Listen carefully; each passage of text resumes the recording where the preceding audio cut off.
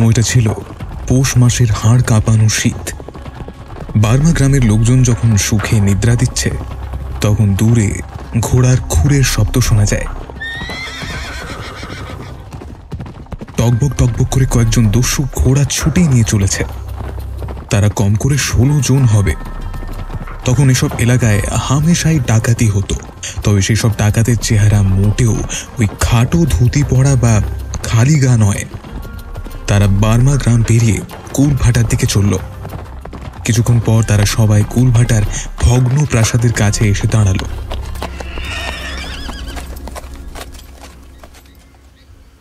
প্রথমে ছিল তাদের সর্দার।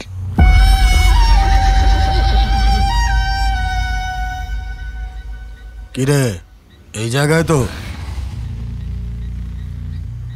হ্যাঁ সর্দার, এই জায়গাটা। তাহলে আর দেরি কেন, কাজ শুরু কর। কয়েকজন এগিয়ে এসেছে। একটা গুহা মতো অথচ মাটির উঁচু ঢিবি জায়গার সামনে ছোট্ট একটা সিন্দুকের মতো দরজা। অনেকের ধারণা এখানে নাকি অনেক ধনরত্ন আছে। লোকগুলো হাতিয়ার নিয়ে সিন্দুকের মতো দরজাটা ভাঙতে লাগলো।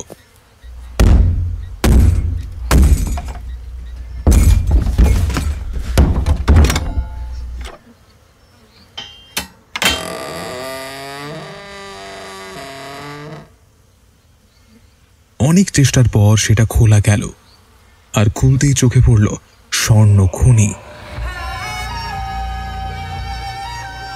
সর্দার আনন্দে আত্মহারা, সে চেঁচিয়ে উঠল, পেয়েছি! তারা সবাই ভেতরে ঢুকে পড়ল। তাদের কাছে বস্তা ছিল, সেগুলোতে সোনা হীরা ভর্তি করতে লাগলো। সর্দার কি করবে বুঝতে পারছিল না। কখনো সোনাগুলো নিয়ে দু হাতে দেখছে, আবার কখনো সেই সোনার উপর শুয়ে পড়ছে। তার সহকর্মীরা পাগলের মতো করছে। এত সোনা তারা কখনো দেখেনি। তাদের যখন প্রায় কাজ সম্পন্ন, তখনই ঘটল ঘটনাটা। সর্দার বলল, সবগুলো নিয়ে যেতে পারলে ভালো হতো, কিন্তু হলো না। ঠিক আছে, অন্যদিন আসবো, আজ বরং এতটাই থাক। সন্ধান যখন পেয়েছি, এবার চল ফেরা যাক। তারা যেই বাইরে বেরোনোর জন্য প্রস্তুতি নিচ্ছে, এমন সময় ভেতর থেকে একটা তীব্র গর্জন ভেসে এলো।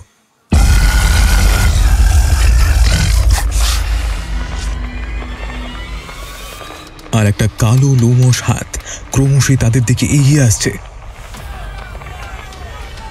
তারা ব্যাপার কি বুঝতে না পেরে ভয়ে যেই বাইরে আসতে গেল, অমনি গুহার দরজাটা বন্ধ হয়ে গেল।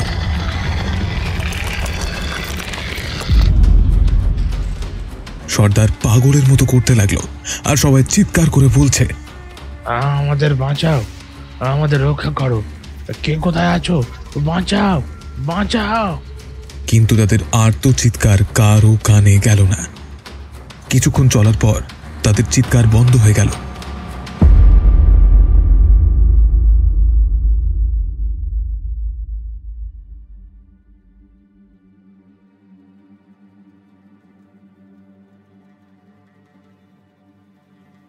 পরের দিন সকালে গ্রামবাসীরা দেখল কুখ্যাত ডাকাত ভোলা সামন্ত ও তার দলবল খুন হয়েছে। তাদের শরীর ছিন্ন ভিন্ন।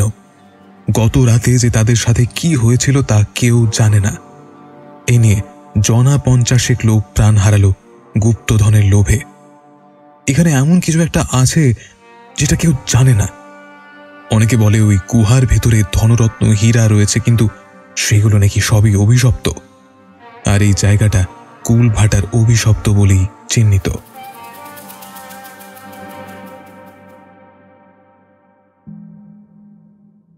মোংলা ও বাসু এই বার্মা গ্রামের চোর হিসেবে বিখ্যাত। তাদের চুরি এই গ্রামে ছড়িয়ে পড়েছে। তারা বড় কাজ পারে না ও খাটতেও চায় না, টুকটাক চুরি করেই থাকে। আর একান্ত দরকার বা পেটে টান পড়লে ডাকাত কালুয়ার শরণাপন্ন হয়। তাদের হয়ে কাজ করলে বা কোনো জিনিসের সন্ধান দিলে মোটা বকশিস পেয়ে থাকে।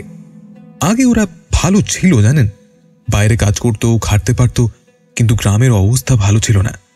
1 বছরে 2 বার বন্যা হয়ে সবাই ঘর ছাড়া হয়েছিল। যারা খুব অবস্থাপন্ন তারা ঘরবাড়ি পুনরায় তৈরি করেছে। আর্থিক অবস্থার জেরে অসৎ পথ অবলম্বন করেছে তারা। তবে গ্রামের কয়েকজন ভালো মানুষ আছে যারা ওদের মাছ ভাত ফল ইত্যাদি খেতে দেয়। এদিক ওদিক ঘুরে বেড়াতো তারা এবং সন্ধান করত। তবে একদিন ঘটে গেল সেই অঘটন। চুরির রাস্তা তাদের মৃত্যুর পথে নিয়ে গেল। সেদিন বেলা নাগাদ নদীর পাড়ে বটগাছের নিচে বসে কথা বলছিল মোংলা আর বাসু।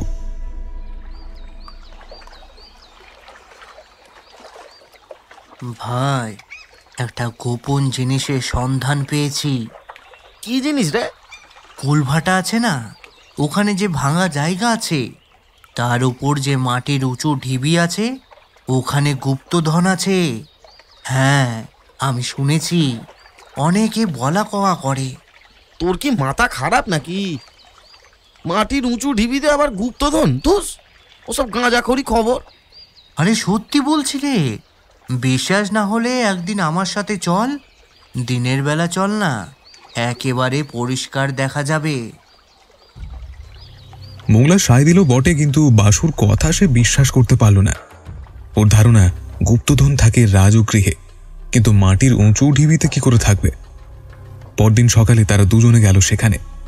সেই নাভি উঁচু ঢিবির কাছে তাদের গায়ে যেন কাঁটা দিল।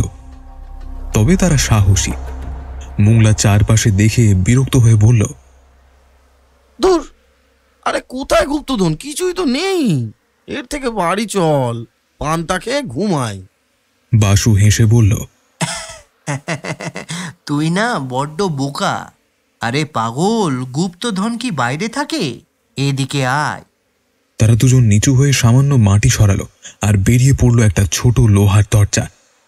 ফিসফিস করে বাসু বলল, এটা গোপন জায়গা, তাই এমন করে রাখা হয়েছে যাতে লোক না বুঝতে পারে এর ভেতরে কি আছে। যদি সবাই জেনে যায় গুপ্তধন আছে, তাহলে সবাই এখানে চলে আসবে। এখন থাক, রাতে এসে যা করার করব। এখন চল, কেউ দেখে ফেললে মুশকিল। তারা উঠে বাড়ির উদ্দেশ্যে রওনা দিল।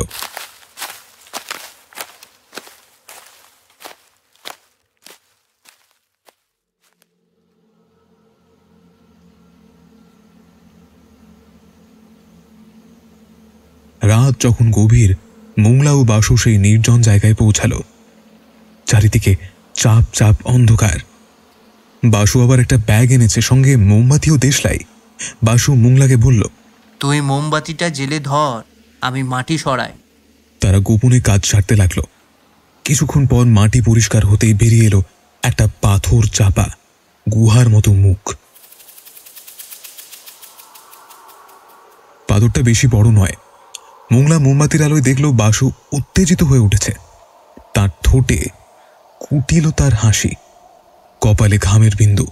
মোংলা, এবার আয়, পাথরটা সরিয়ে ফেলি। মোংলা মোমবাতিটা রেখে পাথরটা সরাতে লাগলো।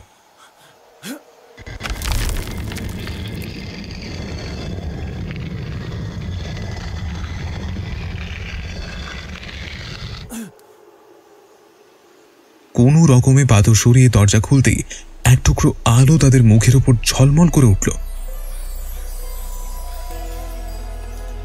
বাসু হো হো করে হেসে উঠল আনন্দে আত্মহারা হয়ে। মোংলা মাথায় হাত দিয়ে বসে পড়ল। বাইরে থেকে দেখা যাচ্ছে ভেতরে সোনা, হিরে, জহরত জল জল করছে।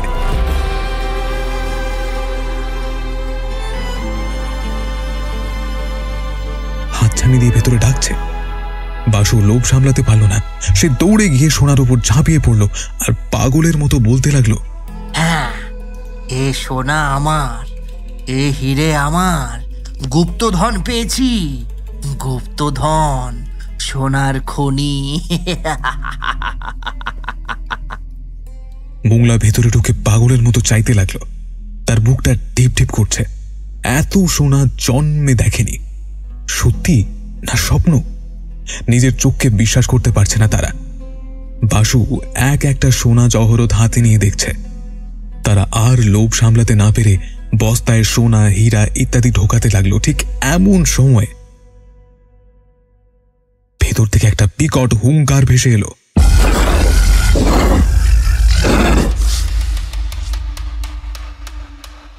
একবার না, তিনবার। বাসু ভয় পেয়ে বলল, এ কি, এ কি রে? ওটা কিসের শব্দ? হ্যাঁ, ওটা কিসের শব্দ? বোধহয় বাইরে কোনো জন্তু শব্দ করছে। তাড়াতাড়ি হাত চালা, কাজ ছেড়ে বেরিয়ে পড়বো। ঠিক এমন সময় একটা নেকড়ের মতো জন্তু বেরিয়ে এলো ভেতর থেকে। বাসু ঠকঠক করে কাঁপতে শুরু করেছে, আর মোংলা হাতের বস্তাটা মাটিতে ফেলে দিল। তারা দুজন দেখল একটা নেকড়ের মতো জন্তু সারা গায়ে লোমশ, অবিকল মানুষের মতো দু পায়ে ভর দিয়ে কটকটে চোখে তাদের দিকে তাকিয়ে নেকড়েটা দাঁত মুখ খিঁচে গর্জন করতে লাগলো। তারা চুরি করতে এসেছিল বটে, কিন্তু এখন মৃত্যু তাদের সামনে। ওদিকে ধীরে ধীরে গুহা বন্ধ হয়ে যেতে লাগলো। বাসু আর মোংলা পাগলের মতো করতে লাগলো। আমাদের ছেড়ে দাও, আমাদের ছেড়ে দাও, আমরা আর চুরি করবো না, আমাদের ছেড়ে দাও, আমরা আর চুরি করবো না, চুরি করবো না, আমাদের ছেড়ে। তারা কাকুতি মিনতি করলো, বন্ধ দরজায় মাথা ঠুকলো, চিৎকার করে বলতে লাগলো, কেউ কি আছো? দরজা খুলে দাও, আমরা বাঁচতে চাই, আমাদেরকে বাঁচাও, আমরা বাঁচতে চাই, আমাদেরকে বাঁচাও, কে আছো গো, বাঁচাও। কিন্তু শেষ রক্ষা হলো না। দানবটা তার দু হাত দিয়ে মোংলা আর বাসুকে শূন্যে তুলে আছাড় মারলো একটা পাথরে।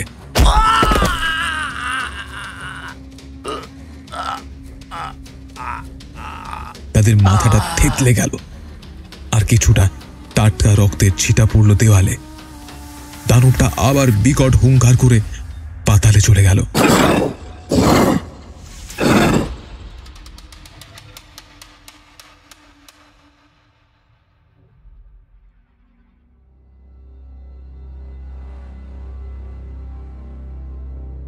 সকালবেলা কুলভাটার সেই ভগ্ন বাড়িতে মোংলা আর বাসুর দেহটা পাওয়া গেল। তাদের শরীর ছাড়া আর কিছুই বোঝা যাচ্ছে না। মাথাটা থ্যাতলানো, ঘিলু বেরিয়ে এসেছে এবং সারা শরীরে আঁচড়ানোর দাগ। গ্রামবাসীরা কুলভাটার ব্যাপার জানে, বিশেষ করে এই জায়গাটার কথা অনেকেই জানে, এবং তারা এও ভাবল নিশ্চয়ই এরা দুজন চুরি করতে এসেছিল। তারা আর অপেক্ষা করল না, যে যার বাড়ি চলে গেল। মোংলা আর বাসুর মৃত্যু নিয়ে কেউ মাথা ঘামালো না।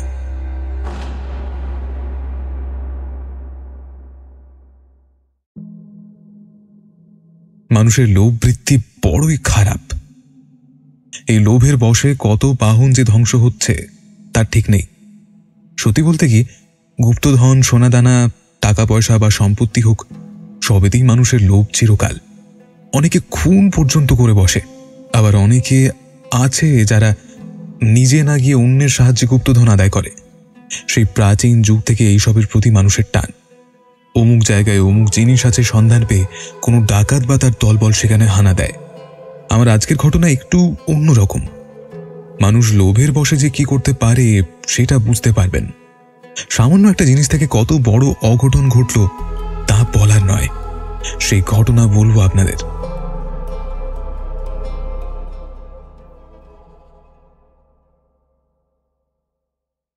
সাগরিকা মুখার্জি একজন জার্নালিস্ট। আজ বছর 5 হলো সে একটি নামী পত্রিকায় কর্মরত। তার কাজ হলো ভারতবর্ষের নানান অলৌকিক জায়গা ঘোরা আর সেখান থেকে অজানা তথ্য সংগ্রহ করা, তারপর সেগুলোকে ভালো করে সাজিয়ে গুছিয়ে পরিবেশন করা। অফিসের ম্যানেজার জানেন সাগরিকার বয়স অল্প হলেও সে এই সব কাজে পারদর্শী, এবং তাকে আজ পর্যন্ত যেসব জায়গায় পাঠানো হয়েছে সেখানেই সাকসেসফুল। যদিও সে একা যায় না, তার সাথে আরও জনাদুয়েক লোক পাঠানো হয়, তবে মেয়েটার সাহস খুব, সর্বদা ঝুঁকি নিতে প্রস্তুত। তাই অফিসের সবাই ওকে বেশ পছন্দ করে। ছোট থেকে বাইরে পড়াশোনা করে তারপর এখানে সেখানে ইন্টারভিউ দিয়ে চাকরি পায়।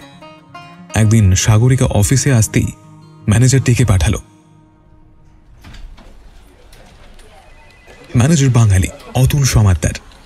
তার ঘরে ঢুকতেই তাকে বলল, বসো, তোমার সাথে কিছু কথা আছে।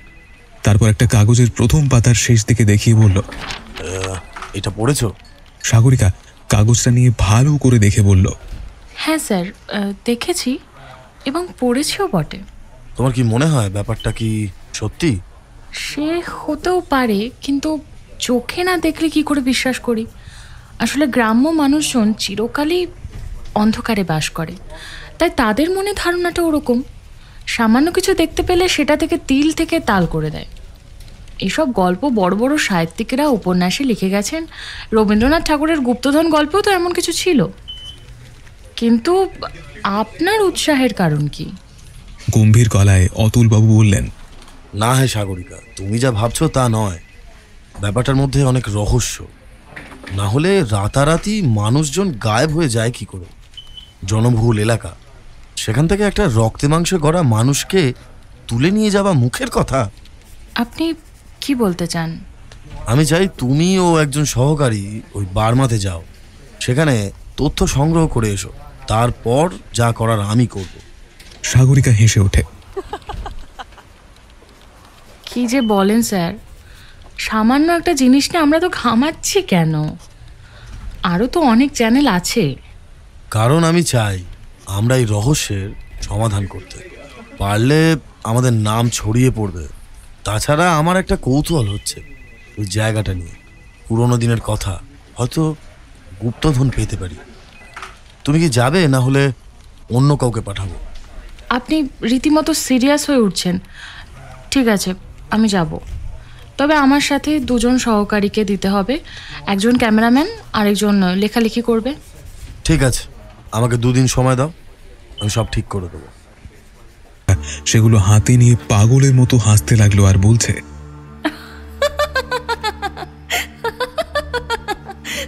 পেয়েছি পেয়েছি, গুপ্তধন পেয়েছি। সে যখন আনন্দের সাথে 2 হাতে সোনাগুলো নিয়ে দেখছে, তখনই একটা লোমশ দানব তাকে শূন্যে তুলে আছাড় মারল।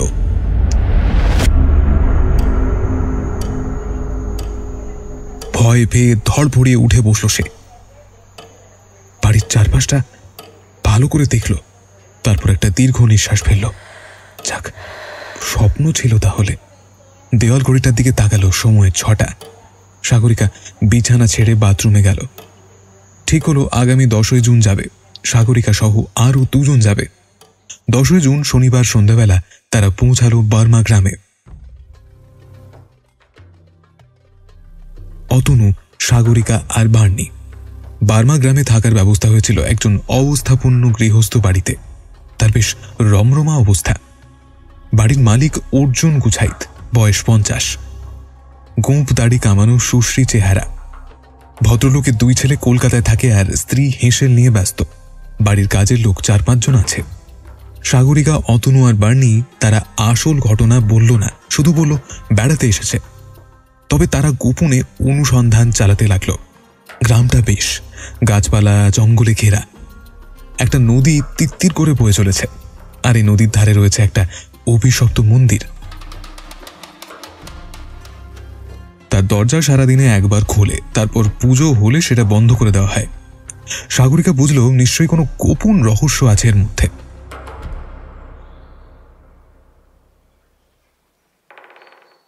একদিন বিকেলে সাগরিকা একাই বেরোলো। তার পরনের লাল চুড়িদার। গ্রামের একটা জায়গায় অনেক বউ ও বুড়ি বসেছিল। এটা একজনের উঠান বাড়ি। সেখানে বিকেলে জমায়েত হয় অনেকে, তারপর গল্পগুজব করে চলে যায়। একজন বউ তাকে দেখতে পেয়ে বলল, আরে দিদিমণি যে, আসেন বটে, আসেন। সাগরিকার হাত ধরে তাকে দাওয়ায় বসালো। বউটির নাম চম্পা। সাগরিকা তার সাথে নানান গল্প করতে লাগলো। যখন সন্ধ্যা কিছুটা নেমেছে, তখন সাগরিকা বলল, আচ্ছা, আপনারা গুল্লুর ব্যাপার কিছু জানেন? সমস্ত লোক ভ্রু কুঁচকে তার দিকে তাকিয়ে রইল। চম্পা ঢোক গিলে বলল, মানে গুল্লু? সে আবার কে? সাগরিকা বুঝতে পারল চম্পা ভয় পেয়েছে। তার চোখ মুখ কেমন যেন হয়ে গেল। বাকিরা হয়তো আরো কিছুক্ষণ থাকতো, কিন্তু সাগরিকার মুখে গুল্লুর নাম শুনে যে যার মতো বিড়বিড় করতে করতে পালিয়ে গেল। চম্পা ভয় পেয়ে বলল, দিদিমণি, আপনি এখন বাড়ি যান, কাল দুপুরে আসবেন বটে। আমার মরদ থাকবে, তাকে জিজ্ঞেস করে নেবেন। সাগরিকা আর বাক্য ব্যয় না করে চলে এলো। তবে ব্যাপারটা পরিষ্কার, গুল্লুর আত্মা এই গ্রামে ছিল, কিন্তু কিভাবে মারা গেল সেটাই জানার, কারণ তার উপর অনেক কিছু নির্ভর করছে। সন্ধেবেলা ফিরলেও তাকে বেশ অন্যমনস্ক লাগলো। রাতে ঘুমোতে পারল না। একটা চিন্তা তাকে গ্রাস করল। সবাই গুল্লুর কথা শুনে চলে গেল কেন? পরের দিন দুপুরে খাওয়া দাওয়া সেরে সাগরিকা, অতনু, বার্নি চম্পার বাড়ি গেল। চম্পার বর তখন সবে খেয়ে উঠেছে এবং খাটিয়ায় শুয়েছে। ওর বরের নাম রতনলাল, বয়স 35, পেটানো চেহারা। সে তাদের দেখে ব্যস্ত হয়ে বলল, আসেন দিদিমণি। তাদের খাতির করে দাওয়ায় বসালো। তারপর বলল, আপনারা কি সত্যি জানতে চান গুল্লুর ব্যাপারে? হ্যাঁ, আসলে আমরা একটা বই লিখব, তাই একটু অনুসন্ধান করছি। ওটা কি সত্যি ঘটনা? মিথ্যে বা বলি কি করে? আমার বাপের মুখে শোনা ঘটনা আছে। এখন যারা বুড়ো আছে তারাও জানে ও সে ভয়ানক ঘটনা। বলুন না তাহলে, ভয় নেই, আমরা আপনাকে বকশিস দেব।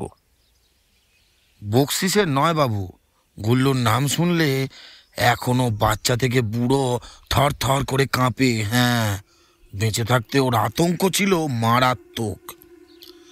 আজ থেকে 50 বছর আগের কথা। আমার বাবা তখন জোয়ান। আমার বাবা জমিদারের গেরস্থ ছিল, মানে কর্মচারী ছিল। বার্নি মনোযোগ দিয়ে শুনছিল। সে বলল, শুরু করুন না। তখন এই অঞ্চলের জমিদার মোহন ভগত সমাদ্দার ছিল। গুল্লুর বাবা জমিদারের ক্ষেতে কাম করত। ওদের বাড়ি ছিল কুলভাটা গাঁয়ে, মানে আমাদের পরের গাঁ। তবে ওদের সবাই চিনত, কারণ ওরা শুধু মজদুরের কাজ করত কিনা। যাই হোক, গুল্লু ছোটবেলা থেকে ডান পিটে ছিল। স্বভাব চরিত্র ভালো ছিল না। ডাকাতি, ছিনতাই, খুন সব করত ছোটবেলা থেকেই। আর রাত্রে তন্ত্র সাধনা করত। অনেকে বলে ওর কাছে নাকি একটা ভয়ানক দেবীর মূর্তি ছিল। তবে বাংলার যেসব দেবী থাকে, যেমন কালী, তারা, শিব, সরস্বতী, কিন্তু তেমন নয়। দেবী ছিল ঘোর নীলবর্ণ, 6টা হাত, 3টে চোখ আর লাল লকলকে জিভ। দেবীর শরীরে কোনো পোশাক নাই। উগ্র চোখ নিয়ে বিরাজ করছে পদ্মের মাঝে। পরে জেনেছিলাম ওই দেবীর নাম কালিনী দেবী। তবে এর ইতিহাস আছে বটে, সেটা পরে বলছি। তা গুল্লু এই কালিনী দেবীর সাধনা করত, বড় ভয়ানক সাধনা। কালিনী দেবীকে পূজা দেবার নিয়ম আছে। আমরা আমাদের দেবীকে পূজা করি ফুল চন্দন দিয়ে, কিন্তু কালিনী দেবীর পূজা হতো লাল সিঁদুর, তিল, তেল আর সর্ষে দিয়ে। আর দেবীর প্রতিষ্ঠা ও স্নান করা হতো পাঁঠার রক্ত দিয়ে। গুল্লু এই দেবীকে সাধনা করে এক ভয়ানক শক্তি লাভ করে, আর তারপরেই তার ত্রাস বিস্তার করে কুলভাটা ও বার্মা গ্রামে। গুল্লুর যখন 20 বছর বয়স, তখন ওর বাপ মারা যায়। তারপর গুল্লুর বাড়ি ছেড়ে আশ্রয় নেয় কুলভাটার জঙ্গলে। সেখানে একটা ভাঙাচোরা রাজবাড়ি ছিল। সেখানে দল বল জুটিয়ে আস্তানা গড়ল। সন্ধ্যায় দেবীকে সাধনা করে রাতে ডাকাতি করতে বেরুতো।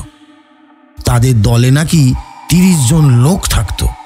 তারা মানুষ খুন করত, মানুষের ওপর নির্মম অত্যাচার করত, আর কেউ প্রতিবাদ করলে তাদের হাত কেটে দিত বা শোক উপড়ে নিত, কিংবা জ্যান্ত মানুষ উড়িয়ে মারত। 5 বছরে 5 গ্রামে একটা নাম উঠল গুল্লু। মানুষ ভূতকে যত না ভয় পেত, তত বেশি ভয় পেত গুল্লুকে। তবে প্রতিবাদ করার সাহস পেত না। এমনকি দূর দূর গ্রাম থেকে নাবালিকাদের নিয়ে আসতো, তাদেরকে পূজা করে তাদের বলি দিত, আর সেই বলির রক্তগুলো শেয়াল কুকুরদের খাইয়ে বশ করত। গ্রামবাসীরা তার জ্বালায় অতিষ্ঠ হয়ে উঠেছে। গ্রামের জমিদার, মহাজন, এমনকি গরিব গ্রামবাসীরা তার হাত থেকে রেহাই পায়নি। এমনি করে চলতে চলতে একদিন একটা মারাত্মক ঘটনা ঘটিয়ে ফেলল। তখন আমাদের গ্রামে জামাল ভূঁইয়া বলে একজন প্রজা থাকতো। সে বেটা গুল্লুর জাত ভাই। ছোটখাটো চুরি করে সেইগুলো বিক্রি করে ওই গুল্লুকে। একদিন একটা পিতলের মূর্তি চুরি করে জামাল। সেটা ছিল মা তারার মূর্তি। মূর্তির তলার দিকে বোধহয় ফাঁকা ছিল। কেউ সেটা কাগজ দিয়ে আটকে দেয়। প্রথমে কেউ গুরুত্ব দেয়নি, কিন্তু একদিন হঠাৎ মূর্তি হাত থেকে পড়ে যায়, আর সেই কাগজ লাগানো জায়গাটা খুলে পড়ে, আর সেখান থেকে বেরিয়ে আসে বাদশাহী মোহর, একটা কাগজ এবং একটা হীরের আংটি। তবে এসব জামাল জানতো না, কিন্তু গুল্লুর এক সাগরেদ কথাটা ফাঁস করে দেয় জামালের কাছে। জামাল জানে গুল্লুর সাথেও পারবে না, গুল্লুকে মেরে তাকে ওই জিনিসটা চুরি করতে হবে। জামাল ফোন দিয়ে এঁটে ফেলল আর দুর্দান্ত কূটনৈতিক চাল চেলে বসল। গ্রামের জমিদার মোহন ভগতের কানে গেল কথাটা। আসলে জিনিসটা জমিদারের, সেটা চুরি করেছিল জামাল, কিন্তু জামাল তার কুবুদ্ধি ভরপুর করে গুল্লুকে ফাঁসিয়ে দিল। ক্রমে কথাটা সারা গ্রাম রটে গেল, আর সবাই ক্ষিপ্ত হয়ে রইল গুল্লুর ওপর। গুল্লু ছাড়বার পাত্র নয়। সে ওই কুলভাটার একটা ভগ্ন বাড়িতে মাটি খুঁড়ে সেটাকে রাখলো, কিন্তু মাটি খুঁড়তেই একটা জিনিস আবিষ্কার করে ফেলল। কি সেটা? গুপ্তধন। গুপ্তধন পেয়েছিল।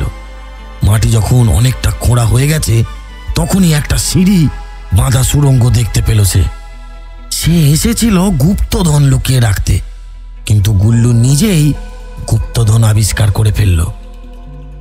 সে সেই সুড়ঙ্গ ধরে নিচের দিকে নেমে যেতে লাগলো।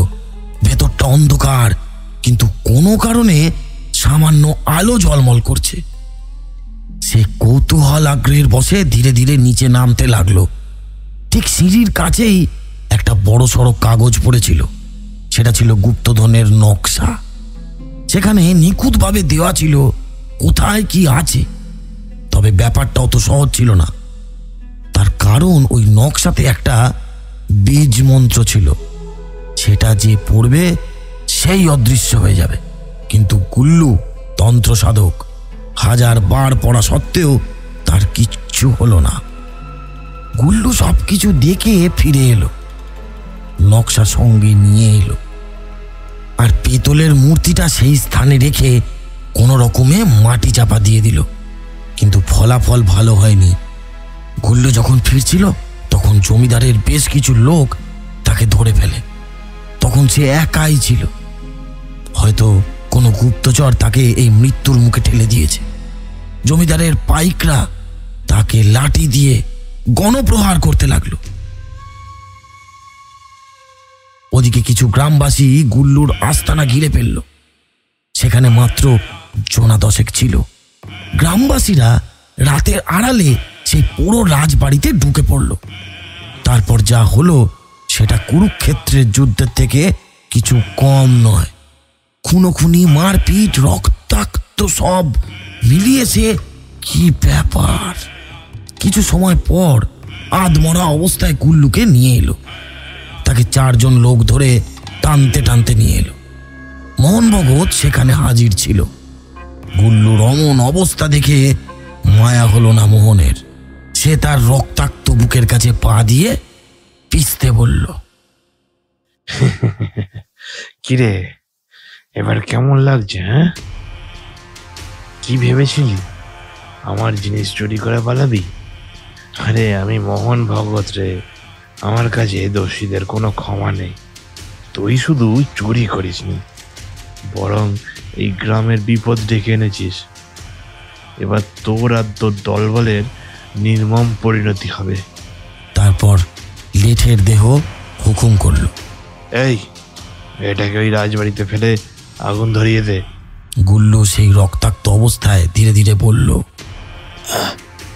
আমি যা জানি তা তোরা জানিস না, আর কোনোদিনও খুঁজেও পাবি না। যেদিন পাবি সেদিন মৃত্যু হবে, মৃত্যু। জমিদারের লেঠেলরা তাকে হিড় হিড় করে টানতে টানতে ফেলে দিয়ে এলো সেই বাড়িতে, আর বাইরে মশাল দিয়ে আগুন ধরিয়ে দিল। গোটা জঙ্গল সহ ওদিকে দুর্গের মতো বাড়িটা দাউ দাউ করে জ্বলছে, আর ভেতর থেকে ভেসে আসছে কয়েকজনের আর্ত চিৎকার। সবাই দেখলো সেই দৃশ্য। তারা আর অপেক্ষা করেনি, সেখান থেকে চলে আসে। কিন্তু এই মৃত্যু দিয়ে শুরু হলো অভিশাপের প্রথম রচনা। গ্রামবাসীরা একটা গুপ্তধনের নকশা পেয়েছে গুল্লুর কাছ থেকে। সেটা জমিদার মোহন ভগতের হাতে দিয়ে দিল। মোহন ভগত প্রথমে গুরুত্ব দেয়নি, কিন্তু পরে সেটা দেখে বুঝলো নিশ্চয়ই কোনো রহস্য আছে। টানা 7 দিন ভালো করে ম্যাপ দেখে কোথায় কি আছে দেখে নিল, তারপর আসল কাজে হাত দিল। মোহন ভগত শিক্ষিত লোক, সে কাঁচা কাজ করবে না, তাই এমন একজনকে জোগাড় করলো যার দ্বারা এই গুপ্তধনের রহস্য সমাধান করা যায়। আমাদের গ্রামে তখন মূর্খ লোক অনেক ছিল। তারা অশিক্ষিত হলেও পয়সার জন্য নিজের জীবন বাঁচিয়ে রাখতে এবং নানান কুকর্ম করে বেড়াতো। জমিদার মোহন ভগত এমনই কয়েকজনকে জোগাড় করলো। তাদের আসল ঘটনা বলল না, শুধু বলল একটা কাজ আছে, তোরা রাতের দিকে আসবি।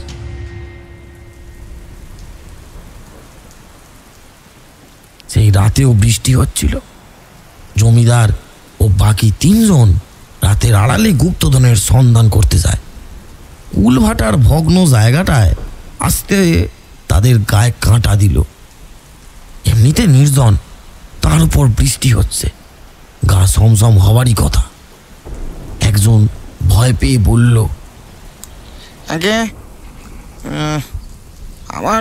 আমার বড় ভয় লাগতেছে কর্তা। ধুর হতো বাবা, ভয় কি রে?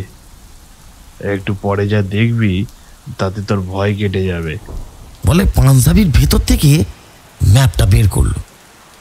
সেটা আরেকবার দেখে মাথা নাড়িয়ে বলল, এই এইখানটায় খুঁড়তে শুরু কর। মোহন ভগত ছাতার তলায় ছিল, আর বাকি 3 জন শাবল কোদাল দিয়ে মাটি খুঁড়তে শুরু করলো। যখন কিছুটা মাটি উঠে এসেছে তখনই চোখে পড়লো সুড়ঙ্গটা। মোহন ভগতের চোখ জলজল করে উঠল। সেই বৃষ্টি ভেজা রাতে আনন্দে চেঁচিয়ে উঠল সে, পেয়েছি পেয়েছি পেয়েছি, আমি পেয়েছি, গুপ্তধন পেয়েছি, আমি গুপ্তধন পেয়েছি। মোহন ভগত পাগলের মতো করতে লাগলো, কিন্তু ফলাফল হয়েছিল বিপরীত।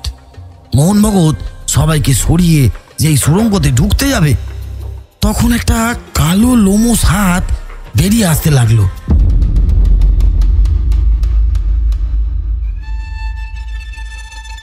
সেই সুড়ঙ্গ থেকে প্রথমে সবাই ভেবেছিল কোনো ভাল্লুক ঢুকেছে, কিন্তু তাহলেও তাদের শরীর অত বড় নয়। সেই লোমস হাতটা ক্রমশ তাদের দিকে এগিয়ে আসতে লাগলো। তারা বুঝতেছিল সমূহ বিপদ, কিন্তু কেউ কাউকে বাঁচাতে পারল না।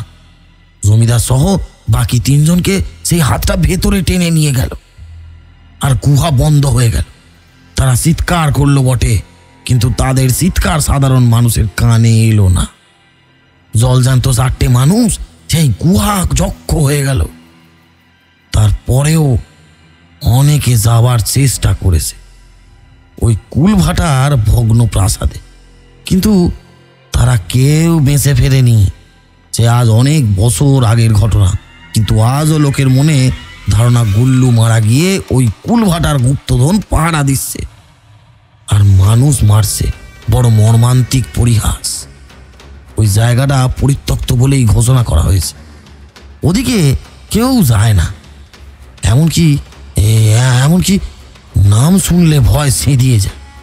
কানাঘুষো শোনা যায় রাত বিরেতে গুল্লুর আত্মা ঘুরে বেড়ায়। গুল্লু তন্ত্র সাধনা করত, হয়তো মৃত্যুর আগে সে এমন কিছু করে গেছে, সবার কাছে মরে গিয়েও জীবিত।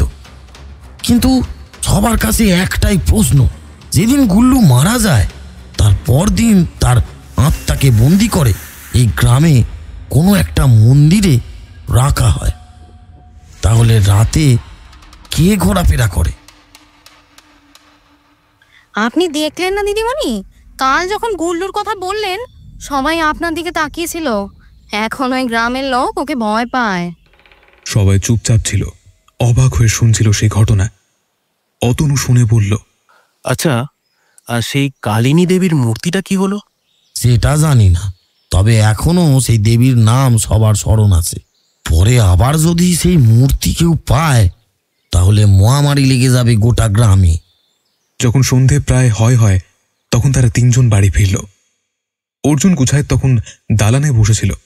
তাদের দেখে ব্যস্ত হয়ে বলল, এ কি, তোমরা কোথায় গিয়েছিলে? আমি তো চিন্তায় পড়ে গিয়েছিলাম। সাগরিকা হেসে বলল, চিন্তা করতে হবে না কাকু, এই তো একটু গ্রামটা ঘুরে দেখছিলাম। তারা তাদের ঘরে চলে গেল। কিছুক্ষণ পর চা নিয়ে এলো একজন চাকর। চাকর চলে গেলে দরজা বন্ধ করে 3 মূর্তি আলোচনায় বসল। প্রথম কথা বলল বার্নি। যা শুনলাম বেশ ভয়ানক এবং রহস্যময়। ধুর, কবে কি হয়েছে তাই নিয়ে এখনো গ্রামের লোকেরা ভয় পায়, অথচ কেউ সেই আত্মাকে এখনো চোখেই দেখেনি। ভোগাস। না রে, ঘটনাটা যদি মিথ্যে হতো তাহলে ম্যানেজার আমাদের পাঠাতো না। তোদের বলেছিলাম না স্যার গুপ্তধনের সন্ধান পেয়েছে, তার বলা কথাগুলোর সাথে হুবহু মিলে যাচ্ছে রতনলালের বলা ঘটনাটা। কিন্তু কি? অতনু ও বার্নি একসাথে বলল, কিন্তু বেড়ালের গলায় ঘণ্টাটা বাঁধবে কে? এই রহস্যের সন্ধান করতে হবে তো। কুলভাটা জায়গাটা একবার গেলে হয়। একটা কৌতূহল হচ্ছে, যদি ওখানে গিয়ে একটু দেখতে পারতাম তাহলে। তোমার কি মাথা খারাপ? চম্পাদির বর কি বলল শুনলে না? ওখানে দিনের বেলাতেই কোনো লোক যায় না, আর যারা যায় তারা ফেরে না। বাঘকে মালা পরানো অত সহজ না, বুঝলে? সুযোগ পেলেই সে শিকার করবে। শিকারের আগেই তো বাঘটাকে মেরে তারপর মালা পরাতে হবে। তবে অন্য জিনিস ভাবছি। কি, একবার গিয়ে দেখা যেতে পারে। মানে ওই গুহার কাছে গিয়ে ব্যাপারটা সত্য কিনা যাচাই করতে হবে। একবার সচক্ষে দেখব না, কি বলিস? পাগল নাকি? এমনিতে শুনেই গায়ে কাটা দেয়, তারপর আবার না না একদম না। তারা আরো কিছুক্ষণ আলোচনা করল। বার্নি যতই না করুক কিন্তু তার কৌতূহল হচ্ছে। ছোটবেলা থেকেই ও একটু আগ্রহী প্রিয়। একবার যদি কোনো অলৌকিক বা রহস্যজনক কিছু মাথায় ঢোকে সেটা অনুসন্ধান না করে ছাড়ে না। বলা বাহুল্য বেশ কয়েকটা রহস্য সমাধান করেছে, তবে বর্তমান ঘটনাটা রোমাঞ্চকর। সেই রাতে সেই পর্যন্ত। তারপর রাতের খাওয়া সেরে যে যার মতো শুয়ে পড়ল।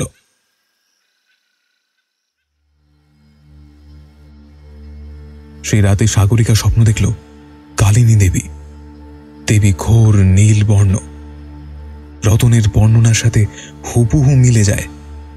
দেবী সাগরিকাকে বলছে, আমায় খেতে দে রে, বড় খিদে পেয়েছে আমার, দে মা, খেতে দে। বিছানার মধ্যে ছটফট করছিল সাগরিকা। হঠাৎ চমকে উঠে বিছানায় বসল। তার শরীর ঘরমাক্ত। বার্নিও পাশে শুয়েছিল। সে সাগরিকাকে ওভাবে দেখে বলল, কি হলো বলে আলো জ্বালল। বার্নি দেখল সাগরিকা বেশ ভয় পেয়েছে। টেবিলে গ্লাস ও জল রাখা ছিল। 1 গ্লাস জল সাগরিকাকে দিল। সাগরিকা এক নিঃশ্বাসে জল খেয়ে বলল, একটা ভয়ানক স্বপ্ন দেখলাম, বুঝলে? সারাদিনের পরিশ্রম ও রতনবাবুর কথাগুলো তোমার মাথায় ঘোরাঘুরি করছে, তাই হয়তো। ঠিক আছে, চোখে মুখে জল দিয়ে শুয়ে পড়ো। সাগরিকা খাট থেকে নেমে চোখে মুখে জল দিয়ে আবার শুয়ে পড়ল। কিন্তু সেই স্বপ্ন সে ভুলতে পারল না। এমন অদ্ভুত স্বপ্ন।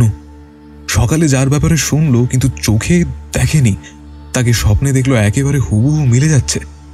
কিছুক্ষণ পর ভাবতে ভাবতে সে ঘুমিয়ে পড়ল। বিকেলে কাউকে কিছু না বলে সাগরিকা কুলভাটা গ্রামের দিকে গেল। কুলভাটা গ্রামে জনবসতি সামান্য, ছাড়া ছাড়া বাড়ি আর ঘন ঝোপঝাড়ে ভর্তি। দোকানপাট হাতে গোনা কয়েকটি। সাগরিকাকে গ্রামে ঢুকতে দেখে অনেকেই অবাক হয়েছে। কেউ কিছু জিজ্ঞেস করল না। সাগরিকা পথ চলতে লাগলো। বেশ কিছুটা আসার পর তার চোখে পড়ল একটু দূরে একটা ইট ভাটা থেকে ধোঁয়া উঠছে। সে আরো এগিয়ে গেল আর চোখে পড়ল সেই ভগ্ন প্রাসাদ।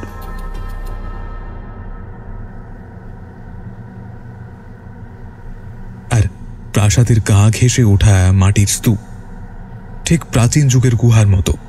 সাগরিকা সামনে এলো। চারপাশে নির্জন, আশেপাশে গাছপালা আছে বটে, কিন্তু তারা নিশ্চুপ। মনে হয় কতকাল তার পাতা নড়ে না, ঝিমিয়ে আছে। সাগরিকা কিছুক্ষণ দাঁড়িয়ে এদিক সেদিক দেখল। হঠাৎ সে শীততাপ অনুভব করল। প্রচণ্ড শীত করছে, গায়ের রোম খাড়া হয়ে উঠেছে, আর অনুভব করল তার শরীরটা ধীরে ধীরে অসাড় হয়ে আসছে। সে দু হাত দিয়ে নিজেকে চেপে ধরল। এমন সময় তার পায়ে কিছু একটা ঠেকল। একটা মূর্তি মাটির সঙ্গে লেগে আছে। সাগরিকা সেই অবস্থাতেই মূর্তি তুলল। তাতে ধুলোবালি জমেছে। হাত দিয়ে ঝেড়ে পরিষ্কার করতে লাগলো এবং তার সেই ঠান্ডা ভাবটা ধীরে ধীরে কমতে লাগলো। মূর্তিটা ঝেড়ে পরিষ্কার করতেই তার বুকটা ধক করে উঠল। তার বুকে যেন কেউ কেউ হাতুড়ি পিটছে। সে বিস্ফারিত চোখে দেখল ওটা সেই মূর্তি যেটা স্বপ্নে দেখেছিল। এই দেবী মূর্তি তাকে তাকে ভোগ চেয়েছিল। এও কি সম্ভব? মূর্তিটা কালিনী দেবীর মূর্তি। যারা বর্ণনা দিয়েছিল তাদের সবার কথা মিলে যাচ্ছে। সাগরিকা কি করবে বুঝতে পারছিল না। বাড়ি নিয়ে যাবে, যদি কেউ কিছু জিজ্ঞেস করে? না, থাক, বাড়ি নিয়ে যাওয়া যাক, তারপর যা হবার হবে। সাগরিকা যখন বাড়ি ফিরল তখন সন্ধে হয়ে গিয়েছে। সে চুপি সারে মূর্তিটা এনে নিজের ঘরে খাটের তলায় রাখল। তখন ঘরে কেউ ছিল না। বার্নি বাথরুমে গিয়েছিল আর অতনু অর্জুন গুছাইতের সাথে, তাই কারো চোখে পড়ল না। কালিনী দেবীর মূর্তিটা খাটের তলায় রেখে একটা খবরের কাগজ চাপা দিয়ে দিল। বার্নি সবে স্নান করে বেরিয়েছে। এমন সময়ে সাগরিকাকে খাটের তলা থেকে বেরোতে দেখে ভূত দেখার মতো চমকে উঠল। এ কি, তুমি কখন এলে দিদি? অর্জুন বাবু আর অতনু তোমাকে খুঁজতে বেরিয়েছে। ওই একটু বেরিয়েছিলাম গ্রামটা ঘুরতে। বার্নি তোয়ালে দিয়ে মাথা মুছতে মুছতে সাগরিকার হাতটা খেয়াল করল। ওর হাতে কিছু মাটি লেগে। বার্নি ভ্রু কুঁচকে জিজ্ঞেস করল, তোমার হাতে মাটি লেগে কেন? চমকে ওঠে সাগরিকা। মাটি কই দেখি। ও এটা, আরে পড়ে গিয়েছিলাম, তাই হাতে একটু মাটি লেগে আছে। দাঁড়া, হাতটা ধুয়ে নেই বলে বাথরুমে চলে গেল। বার্নির একটু সন্দেহ হলো। শুধু হাতে নয়, পায়ে ও চুড়িদারে সামান্য মাটি লেগেছিল। ব্যাপার কি, কোথাও গিয়েছিল নাকি? কিছুক্ষণ পর অর্জুন গুছায় তো অতনু চলে এলো। তখন সাগরিকা ও বার্নি উঠানে বসে কথা বলছিল। অর্জুনবাবু বললেন, কোথায় গিয়েছিলে মা তুমি? তোমাকে হন্যে হয়ে খুঁজে বেড়াচ্ছি আমরা। গ্রামের অনেকে বলল তুমি নাকি কুলভাটার ওদিকটাই গেছো। কই না তো, আমি তো গ্রাম ঘুরতে গিয়েছিলাম। দেখো মা, অচেনা অদেখা জায়গা, এখানে সাবধানে থাকবে। এখন তুমি আমার অতিথি, তোমাদের কিছু হয়ে গেলে আমি কাকে কি জবাব দেব?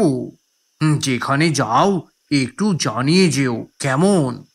অর্জুনবাবু চলে গেলেন। বার্নির মনে হলো সাগরিকা কিছু একটা লুকিয়ে যাচ্ছে। সেদিন রাতে আবার স্বপ্ন দেখল সাগরিকা। আমার পুজো কর, আমার পুজো কর। সাগরিকা ঘুমের ঘোরে চড়ানো গলায় বলছে, করবো করবো মা, তোমার তোমার পুজো করব। পরদিন সকালে তাড়াতাড়ি স্নান সেরে নেয় সাগরিকা। যখন দেখল বার্নি ও অতনু বাইরে গিয়েছে, তখন বাইরের কাছ থেকে জবা ফুল তুলে খাটের তলা থেকে সেই মূর্তিটা বের করে সবার চোখ এড়িয়ে পেছনের বাঁশ ঝাড়ের দিকে চলে গেল। সেখানে গিয়ে একটা গোপন জায়গায় কালিনী দেবীর মূর্তিটা রেখে দু হাত জড়ো করে বলল, মা, মা তুমি তুষ্ট হও। এর থেকে বেশি সন্তানের কাছে দেওয়ার কিছু নেই মা। এই প্রসাদ গ্রহণ করো। মায়ের পায়ে জবা ফুল দিয়ে চলে আসে সাগরিকা। তখনও বার্নি আর অতনু ফেরেনি। সাগরিকা তার ঘরে ঢোকার সাথে সাথে একটা বাতাস হু হু করে ঢুকে পড়ল তার ঘরে। সেই বাতাসের মধ্যে মিশেছিল ঘন কালো মেঘের মতো একরাশ আতঙ্ক ও বিভীষিকা। এরকম করেই চলছিল। যা উদ্দেশ্য ছিল সেটা বদলে ফেলল সাগরিকা। ধীরে ধীরে তার মধ্যে একটা পরিবর্তন হতে থাকে। শান্ত স্বভাব থেকে লালসা জন্মায় তার মধ্যে। সেই দেবীর পূজা করে, দেবী মাতা তার প্রসাদ ও ফুল গ্রহণ করে, আর গুপ্তধন নেবে ওই মালিক। খুব লোভ না? ব্যাটাকে খুন করে দিলে ভালো হয়। বার্নি লক্ষ্য করল সাগরিকা দিন দিন খিটখিটে স্বভাবের হয়ে যাচ্ছে। কাজে মন নেই, রাতে বিড়বিড় করে, মাঝে মা মা বলে। তবে সমস্যা হলো অন্য জায়গায়। গ্রামের মানুষরা বিপদ আঁচ করল, কারণ আবার মানুষ গায়েব হয়ে যেতে লাগলো। সকালবেলা সাগরিকা, বার্নি, অতনু তাদের ঘরে চা খাচ্ছে। এমন সময় অর্জুন গুছায়েত গলা খাঁকড়িয়ে বলল, আসতে পারি? আরে আসুন। অর্জুন বাবু ঘরে ঢুকতেই সাগরিকা যেন তার দিকে কেমন ভাবে চেয়ে আছে।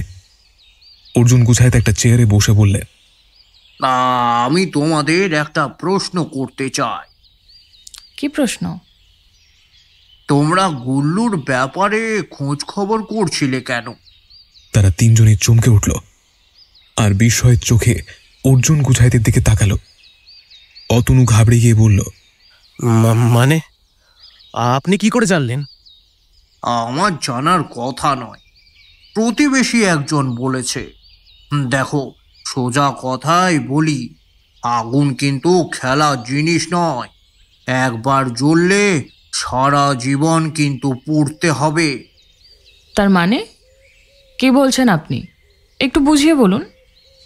গুল্লুর ব্যাপারে তোমরা কি শুনেছ সেটা আগে বলো, তারপর আমি বলছি।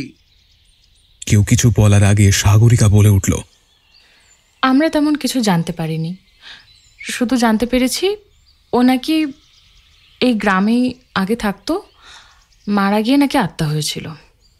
হ্যাঁ, বাকিটা আমি বলি। গুল্লু ভয়ানক জেদি লোক ছিল। গ্রামের সব মানুষকে শেয়াল কুকুর ভাবত, অত্যাচার করত, নিরীহ লোকেদের প্রতিও। একদিন সে গুপ্তধনের সন্ধান পায়। কুলভাটার ভগ্ন প্রাসাদের নিচে গুপ্তধন আছে একটা নকশা পেয়েছিল, কিন্তু তার আর গুপ্তধন পাওয়া হয়নি। এক রাতে তাকে গ্রামবাসীরা গণপ্রহার করে তারপর একটা ভাঙা ঘরে ফেলে আগুন লাগিয়ে দেয়। তারপর নাকি ওর আত্মা এদিক সেদিকে ঘুরে বেড়াতো। মরে গিয়ে অনেক মানুষকে নৃশংসভাবে মেরেছে, এবং যারা যারা ওই গুপ্তধনের সন্ধানে গেছে তারা আর কেউ বেঁচে ফেরেনি। দিন দিন ওর উপদ্রব বাড়তে লাগলো। তারপর একটা তান্ত্রিককে ডেকে ওর আত্মাকে বন্দি করা হয় ওই গুপ্তধনের গুহাতে। তার নকশা আর একটা ছোট্ট মূর্তি ছিল, সেটাকে মন্দিরের একটি টিনের বাক্সে রেখে দেওয়া হয়। আসলে ওই নকশাতে একটি মন্ত্রের দ্বারা গুল্লুকে বন্দি করা হয়েছে। যদি কেউ সেই মন্ত্র উচ্চারণ করে তাহলে গুল্লুর আত্মা ফিরে আসবে সেই গুপ্তধনের গুহা ছেড়ে। আর হ্যাঁ, আরেকটা কথা বলছি, তোমরা কাউকে বলো না। গুল্লু জীবিত অবস্থায় কালিনী দেবীর সাধনা করত। যদিও সেই মূর্তি এখন আর নেই, যদি কেউ সেই মূর্তি খুঁজে পেয়ে তার সাধনা করে তাহলেও গুল্লুর আত্মা জেগে যাবে আর মানুষ মারতে থাকবে। বেশ ভয়ানক। সাগরিকার এখানে আসার আগে স্বপ্নটার কথা মনে পড়ে গেল। কি করে সম্ভব? এমন সব দুঃস্বপ্ন বাস্তবে পরিণত হচ্ছে কি করে? সে যা যা দেখেছে সবই যেন সিনেমার মতো মিলে যাচ্ছে। তবে সাগরিকার কৌতূহল বেড়ে চলল। বাক্সের মধ্যে গুপ্তধনের নকশা আছে, সুতরাং ওটা যদি পাওয়া যায় তাহলে সে নিজে একবার চেষ্টা করতে পারে। এরপর সাগরিকা অদ্ভুত সব স্বপ্ন দেখতে থাকে। সে গুপ্তধন পেয়েছে, কিন্তু কারা যেন তাকে না না বলছে। সাগরিকার জেদ চেপে বসল। তার মাথায় ঘুরঘুর করতে লাগলো যে কিভাবে লোকচক্ষু আড়ালে মন্দিরে ঢুকে সেই নকশাটা নেওয়া যাবে। একদিন সেই সুযোগ এলো। তখন গভীর রাত, সবাই অঘুরে ঘুমাচ্ছে। সাগরিকা জেগেছিল। সে নিঃশব্দে উঠে দরজা খুলে বেরিয়ে পড়ল সেই অভিশপ্ত মন্দিরে।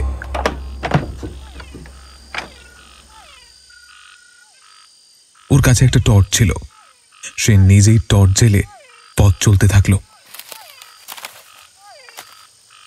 নির্জন জঙ্গল, চারিদিকে ঘন ঝোপঝাড়, ঝিঁঝি ডাকছে আর শিয়াল ডাকছে। সাগরিকা কোনোদিন এসব জায়গায় আসেনি, তবুও তার ভয় করছে না। কোনো এক শক্তি বা কিছু পাওয়ার লালসায় সে সব কিছু ভুলে গুপ্তধনের সন্ধান করছে। সাগরিকা মন্দিরের সামনে এলো। তার ঠোঁটে কুটিলতার হাসি। সাগরিকা বিন্দু মাত্র অপেক্ষা না করে মন্দিরের তালাটা ভারী কিছু দিয়ে ভেঙে ফেলল।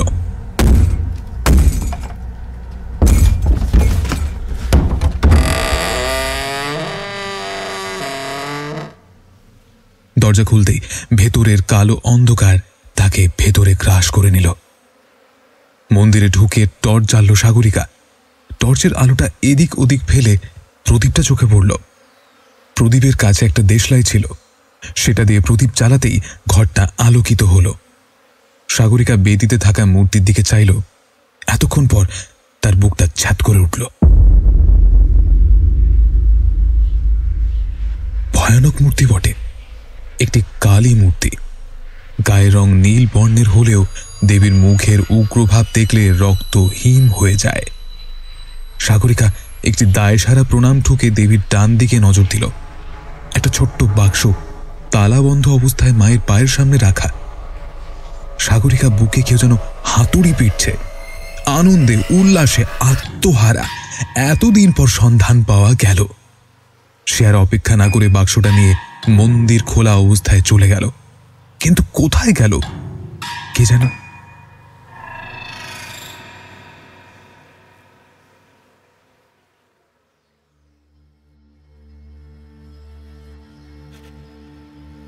এদিকে সকালবেলা সাগরিকাকে না পেয়ে খোঁজাখুঁজির ধুম পড়ে গেল। সারা দিন সারা গ্রাম খোঁজা হলো সাগরিকাকে, কিন্তু সাগরিকার কোনো পাত্তা নেই। অতনু, বার্নি, চম্পা, অর্জুন গুছাইত পাগলের মতো তন্ন তন্ন করে খুঁজে ফেলল, কিন্তু সাগরিকাকে পাওয়া গেল না। জল জ্যান্ত মেয়েটা রাতারাতি গায়েব হয়ে গেল কোথায়। কলকাতায় খবর পাঠানো হয়েছে। বার্নি প্রায় কেঁদেই ফেলল। হাজারোক তার বন্ধু। অতনু মন মরা। অর্জুন বারবার আফসোস করতে লাগল। চম্পাও তার বর রতনবাবু সব জায়গায় লোক লাগিয়ে খোঁজাখুঁজি করল। এমনকি নদীতে লোক নামিয়ে সন্ধান করা হলো, কিন্তু সাগরিকা নিরুদ্দেশ। সে যেন কোনো ঘন কালো অন্ধকারে হারিয়ে গিয়েছে, যেখানে মানুষ শব্দটার অস্তিত্ব নেই। পরের দিন কলকাতা থেকে সমাদদার ও সাগরিকার মা বাবা এলো। মেয়েকে পাওয়া যাচ্ছে না শুনে তারা হাউ মাউ করে কাঁদতে লাগলো। হাজারোক একমাত্র মেয়ে। ম্যানেজার অতুলবাবু বারবার আক্ষেপ করতে লাগলো, কিন্তু সবার মনে একটাই প্রশ্ন, সাগরিকা তাহলে কোথায় গেল? থানা, পুলিশ, এমনকি লালবাজারের গোয়েন্দা বিভাগকে সাগরিকার নিরুদ্দেশের তদন্তের ভার দেওয়া হলো, কিন্তু এক মাস তার খোঁজ না পেয়ে পুলিশ আশা ছেড়ে দিল।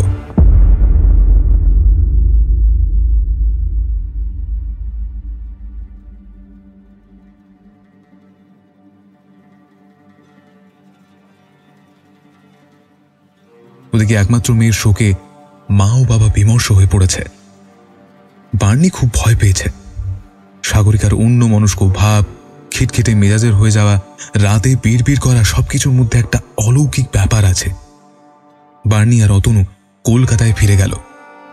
আর যেদিন সকালে সাগরিকা নিরুদ্দেশ হয়ে যায়, সেদিন গ্রামের পুরোহিত সকালবেলা পুজো করতে এসে দেখে মন্দির খোলা আর সেই বাক্সটা নেই। অবশেষে গ্রামের লোকেদের প্রচেষ্টায় পোস্ট অফিস তৈরি করা গেল এবং বেশ কয়েকজন লোকেদের দায়িত্ব দেওয়া হলো। সবাই বেশ খুশি। শৈলেশ বাগচিকে কলকাতার এন্টালি নামক পোস্ট অফিস থেকে বদলি করা হয়েছে বার্মা গ্রামে।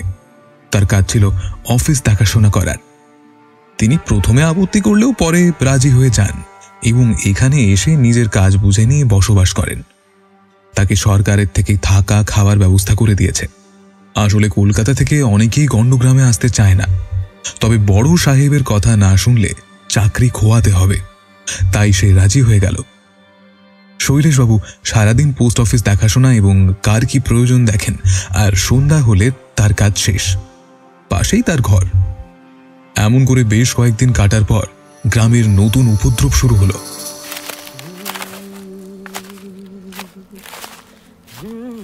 শৈলেশ বাগচি একদিন মাঝরাতে প্রাকৃতিক প্রয়োজনে বাইরে এলো। তখন চারিদিকে নিকষ অন্ধকার। সে তার কাজ ছেড়ে সবে পেছনে ফিরেছে, হঠাৎ একটা গর্জন শুনতে পেল। সে গর্জনে আশেপাশের গাছের পাতা নড়ে উঠল। শৈলেশ ভয় পেয়ে যেই ঘরের দিকে যাওয়ার জন্য রওনা দিয়েছে, অমনি তার সম্মুখে উদয় হলো একটা লোমশ কালো দানব। শৈলেশ এক ঝলক দেখে চোখ বুঝল, এই যে সত্যি একটা দানব। আকার ও আয়তনে মানুষের মতো, দু পায়ে ভর দিয়ে করাতের ফলার মতো হিংস্র দাঁত বের করে দাঁড়িয়ে আছে। দাঁতের ফাঁক দিয়ে আঠালো লালা পড়ছে। সব থেকে মারাত্মক হলো ওর চোখ দুটো, লাল ধকধক করে জ্বলছে। শৈলেশ ভয়ে আতঙ্কে দিশেহারা হয়ে নদীর রাস্তাটার দিকে দৌড় দিল। শৈলেশ দৌড়চ্ছে আর তার পেছনে সেই দানবটা। কিন্তু শৈলেশ মানুষ, তাই দানবের সাথে সে পারবে না। শৈলেশ চিৎকার করতে থাকে।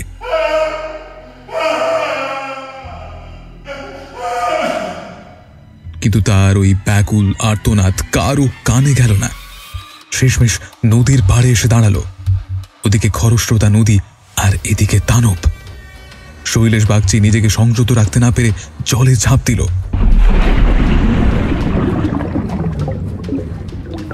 দানব সঙ্গে সঙ্গে ঝাঁপ দিল। তারপর শৈলেশের জীর্ণ দেহটা জল থেকে শূন্যে তুলে শরীরটা মাঝখান থেকে চিরে দিল।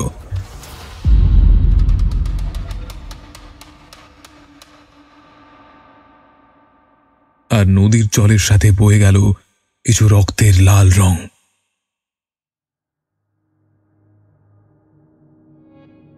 ভোরে কয়েকজন লোক নদীতে নাইতে এসেছিল।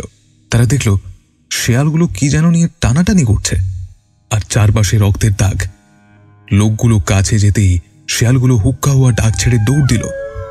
তারা দেখল এক নৃশংস দৃশ্য। একজন লোক, তার মুন্ড আর শরীর আলাদা করা হয়েছে। কাটা মুন্ডটা নদীর পাড়ে পড়ে আছে, আর অর্ধেক শরীরটা রক্তে মাখামাখি হয়ে পড়ে আছে, যেটা নিয়ে শেয়ালগুলো টানাটানি করছিল। অনেকেই তাকে চিনতে পারল না। অবশেষে পোস্ট অফিসের শৈলেশ বাগচিকে পাওয়া যাচ্ছে না দেখে অনেকে নদীর পাড়ে ভিড় জমালেন। প্রথমে কেউ বুঝতে পারেনি, কিন্তু কাটা মুন্ডটা দেখে সবাই বুঝতে পারল এ দেহ শৈলেশের। অনেকেই এই নৃশংস ঘটনা দেখে আঁতকে উঠল। পোস্ট অফিসের অধিকর্তা সে তো দেখেই জ্ঞান হারিয়ে পড়ে গেল। আসলে এমন বিভৎস দৃশ্য দেখলে কারুর মাথা ঠিক থাকে না। অনেকে ভাবল বোধহয় কোনো জন্তু এমন কাজ করেছে। একটা ভুল, একটা বড় সড়ো ভুলের বশে গোটা গ্রামকে সেই ভুলের শিকার হতে হচ্ছে। বহুদিনের অভিশাপ হঠাৎই জেগে উঠল শয়তানের মাধ্যমে, আর একের পর এক শিকার করে চলল। একের পর এক মানুষ মারতে শুরু করল। যখন রাতে গোটা গ্রাম নিঝুম হয়ে যায়, তখনই শুরু হয় তার উৎপাত। কারো ঘর ভেঙে ঢুকে যায়, আবার কারো গোয়ালের গবাদি পশুগুলোকে ছিঁড়ে ছিঁড়ে খায়। আর তাদের আধ খাওয়া দেহগুলো তাদের উঠোনে পড়ে থাকে। গ্রামের অনেকেই রাতের দিকে গর্জনটা শুনত, বা কারো টালির ছাদে ইট পড়ে, আর সেই শব্দ শুনে যেই বাইরে আসে তাকে নৃশংসতার শিকার হতে হয়। আবার কারো বাড়ির দরজায় কোনো জন্তু রক্তের গন্ধ শুঁকতে থাকে। মোট কথা একরকম সমস্যার সম্মুখীন হয়েছে বার্মা গ্রাম। সেই 50 বছরের অভিশাপ আবার ফিরে এলো বার্মা গাঁয়ে। কিন্তু এর নেপথ্যে কে আছে তা জানা গেল না। ওদিকে সাগরিকার খোঁজ আর পাওয়া গেল না। গ্রামবাসীরা ভেবেছিল সাগরিকাকে হয়তো সেই শয়তান মেরে ফেলেছে, আর মন্দিরের বাক্সটা কেউ চুরি করে নিয়ে গিয়েছে। এদিকে আর এক বিপদ উপস্থিত। অর্জুন গুছাইতের বাগানে একটি ঝোপে কালিনী দেবীর পুরনো মূর্তি পাওয়া গিয়েছে। গ্রামবাসীরা তার ঘরে জমায়েত হলো, কারণ ঘটনাটা 50 বছর আগের হলেও আজকের দিনে যে শিশু জন্মেছে এই বার্মা গ্রামে ইতিহাস স্মরণ করেছে। কালিনীর প্রভাব তারা জানে। তার পুজো শুরু করে আবার যদি পুজো বন্ধ করে দেওয়া হয়, তাহলে সে গ্রামে মোড়ক লাগবেই। অর্জুন গুছাইত তো অবাক, কোথা থেকে এলো এই মূর্তি। অর্জুন গুছাইত বারবার বলতে লাগলো, আরে আমি জানি না, হয়তো কোনো ডাকাত চোর মূর্তিটা উদ্ধার করে এখানে রেখেছে, তা আমি কি করতে পারি? গ্রামে সবাই জানে অর্জুন গুছাইত লোক ভালো, আর সে এমন একটা দুষ্কর্ম করবে না। তাহলে কে করছে এসব? পরে গ্রামবাসীরা এক তান্ত্রিককে ডেকে মূর্তিটা মাটির তলায় পুঁতে দিয়েছিল। অর্জুন গুছায়েতের মাথা কাজ করছে না। এমনিতে গ্রামের বিপদ, তারপর নানান অলৌকিক ঘটনা ঘটতে শুরু করেছে। ওদিকে মন্দির থেকে সেই বাক্সটা চুরি, এদিকে কালিনী দেবীর মূর্তি তার বাসস্থানে, আর আর সব থেকে অবাক করা ও দুঃখের বিষয় সাগরিকা নিরুদ্দেশ। সব মিলিয়ে তিনি বিমর্ষ হয়ে পড়েছেন। তিনি ভাবতে থাকেন এই তিনটে ঘটনার মধ্যে কেউ একজন আছে যে এসব কুকর্ম করছে, কিন্তু কে সে? আড়ালে থাকা শয়তান, তাকে কি বিনাশ করা যাবে? সাগরিকা ধীরে ধীরে সুস্থ হতে লাগল। মাস দেড়েক আগে তাকে এক তান্ত্রিক বার্মার নদীর পাড় থেকে তুলে এনেছে। নদীর পাড়ে অজ্ঞান অবস্থায় পড়েছিল। তান্ত্রিকের নাম দ্বিজোত্তম ভট্টাচার্য, বয়স 60, লম্বা, গায়ের রং গৌরবর্ণ। সেই ছোট্ট আশ্রমের সেবায়েত। তার আরও কয়েকজন সেবক আছে। তারা মাত্র 1.5 মাসের প্রচেষ্টায় সাগরিকাকে সুস্থ করে তোলে। তবে সাগরিকা আর আগের মতো নেই, একেবারে ঝিমিয়ে গিয়েছে, রোগা হয়ে গিয়েছে। একটা যৌতুগৃহ থেকে বেরিয়ে এসেছে সে। সেই রাতে যে তার সাথে কি হয়েছিল তা ভগবান ছাড়া কেউ জানে না। আর সেই বাক্সটা কোথায় গেল কে জানে। এখন সাগরিকা ভাবতে থাকে ম্যানেজারের কথায় না রাজি হলেই ভালো হতো। সেদিন বিকেলে আশ্রমের বাগানে সাগরিকা পায়চারি করছিল। দ্বিজোত্তম ভট্টাচার্য সাগরিকার কাছে এলো, তারপর বলল, এখন কেমন লাগছে মা? একটু সুস্থ বোধ করছি। বাবা, একটা কথা বলবো? হ্যাঁ মা, বলো। বলছি, অনেকদিন তো হলো, এবার আমার বাড়ি যাবার ব্যবস্থা করুন।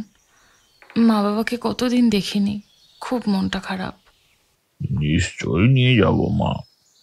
তাছাড়া তোমার মতো মেয়ের মনোবল ছিল, তাই নিজেকে সংযত রাখতে পেরেছ। অন্য কোনো মেয়ে হলে কি হতো জানি না। তবে আর একটু কাজ বাকি আছে, সেটা শেষ হলেই তোমাকে আমি নিজে পৌঁছে দেব তোমার মা বাবার কাছে। সাগরিকা জিজ্ঞেস করল, কি কাজ? আমাকে শুক্রবার বার্মা গ্রামে যেতে হবে। সেখানকার পরিস্থিতি খুব খারাপ। বার্মা গ্রামের কথা শুনে চমকে উঠল সে। না বাবা, ওখানে যাবেন না। অভিশপ্ত গ্রাম ওটা, যে যায় সে ফেরে না। বড় ভয়ানক জায়গা। তারপর সেই মূর্তিটা, উফ, ভাবলে গায়ে কাটা দেয়। হ্যাঁ মা, সবই জানি, কিন্তু আমি সেখানে না গেলে অতগুলো মানুষের যে জীবন বিপন্ন হয়ে আছে তাদের তো উদ্ধার করতে হবে। ঘোর সংকট উপস্থিত হয়েছে বার্মা গ্রামে। কোনো অপআত্মা জেগে উঠেছে কোনো ভয়ানক শক্তির মাধ্যমে। তখন কিছুটা সন্ধে হয়েছে। তারা কথা বলতে বলতে ঘরে প্রবেশ করল।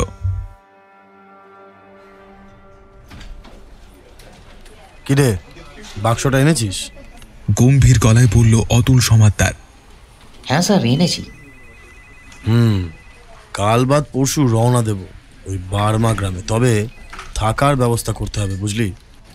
আর সঙ্গে এই বাক্সটা থাকবে। ওতে কি আছে স্যার? এতে যা আছে তা অন্য কারোর কাছে নেই, সময় হলে দেখতে পাবি। আরেকটা কথা বলবো স্যার। বাক্সটা পরিষ্কার করতে করতে বলল, বল। এই সাগরিকাদির কোনো খবর নেই স্যার। তিনি কি গায়েব হয়ে গেল? তুস, ও বেঁচে আছে নাকি? দানবের পেটে চলে গেছে। তুই কাজটা করেছিস, এর জন্য তোকে বকশিস দেব। তবে তোকে আমার সাথে যেতে হবে বার্মা গ্রামে। স্যার, আবার আমি কেন স্যার? ভয় পাচ্ছিস কেন? আমিও তো যাব। তুই আর সুজয় কালকে চলে যা, ওখানে থাকা খাওয়ার ব্যবস্থা কর। তারপর সব ঠিকঠাক হলে সুজয়কে দিয়ে খবর পাঠিয়ে দিবি। আর তোর আসার দরকার নেই, তুই ওখানে থেকে যাবি। তারপর আমি যাব। প্ল্যান মাফিক কাজ করে একেবারে কলকাতায় ফিরব।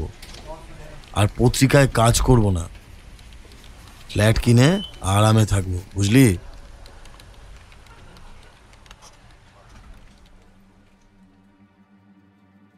আজ শুক্রবার 17 জুন। অতুল সমাদ্দার ও তার সহকারী নিখিল সেন বার্মা গ্রামে মৃত্যুঞ্জয় নামে এক ব্যক্তির বাড়িতে উঠল। নিখিল চালাক লোক, তার বুদ্ধি প্রচুর। অনেক কাকুতি মিনতি করে টাকার সংখ্যা বাড়িয়ে মৃত্যুঞ্জয় বাবুকে রাজি করিয়েছে। তবে আসল রহস্য বলল না। তাছাড়া গ্রামের লোকেরা ঘুরপ্যাচ মানুষ নন, তাই অতুল সমাদ্দার মতিগতি বুঝতে পারল না। শুধু বর্তমান ঘটনাটা বলল। গ্রামের বর্তমান অবস্থা খুবই খারাপ। তবে অতুল সমাদ্দার ওসব কথায় কান দিল না। মোট কথা, কাজটা গোপনে হবে, তারপর লোকচক্ষুর আড়ালে সরে পড়তে হবে। ওদিকে দ্বিজোত্তম ভট্টাচার্য বেরিয়ে পড়ল তার অভিযানের জন্য। এবার একটা কিছু করা দরকার। দুজনের গন্তব্যস্থান একই, শুধু কাজটা আলাদা। একজন লোভের বশে জিনিস চুরি করতে চায়, আরেকজন নিঃস্বার্থভাবে বিপদে পড়া লোকেদের বাঁচাতে চায়। এদিকে প্রায় 10-12 দিন হয়ে গেল অতুল সমাদ্দার ও নিখিল অনুসন্ধান করছে। তারা গ্রামের কোথায় কি আছে সেগুলো স্থানীয় লোকেদের জিজ্ঞেস করে আর এদিক ওদিক ঘুরে বেড়ায়। আসল জায়গার সন্ধান পেলেও তারা সাহস করে এগোতে পারছে না। তাই গ্রামের একজন লোককে ঠিক করা হলো। সে প্রথমে রাজি হয়নি, তারপর মোটা টাকার লোভ দেখাতে সেই ব্যক্তি রাজি হয়েছে। তবে তার শর্ত একটাই, ভাগের কিছুটা অংশ তাকে দিয়ে দিতে হবে। লোকটার নাম বীরজু। সব ঠিকঠাক ছিল, কিন্তু অতুল সমাদ্দার অন্য কিছু ভেবেছিল। ভাগের অংশ ওই একটা সামান্য লোককে দিতে হবে না। এখন মাথা গরম করে কাজ নেই, আগে কাজ হাসিল হোক, তারপর যা হবার হবে। অবশেষে নির্ধারিত দিনে তারা 3 জন পৌঁছল সেই কুলভাটার ভগ্ন প্রাসাদের উঁচু ঢিবির কাছে। তখন নিশুতি রাত।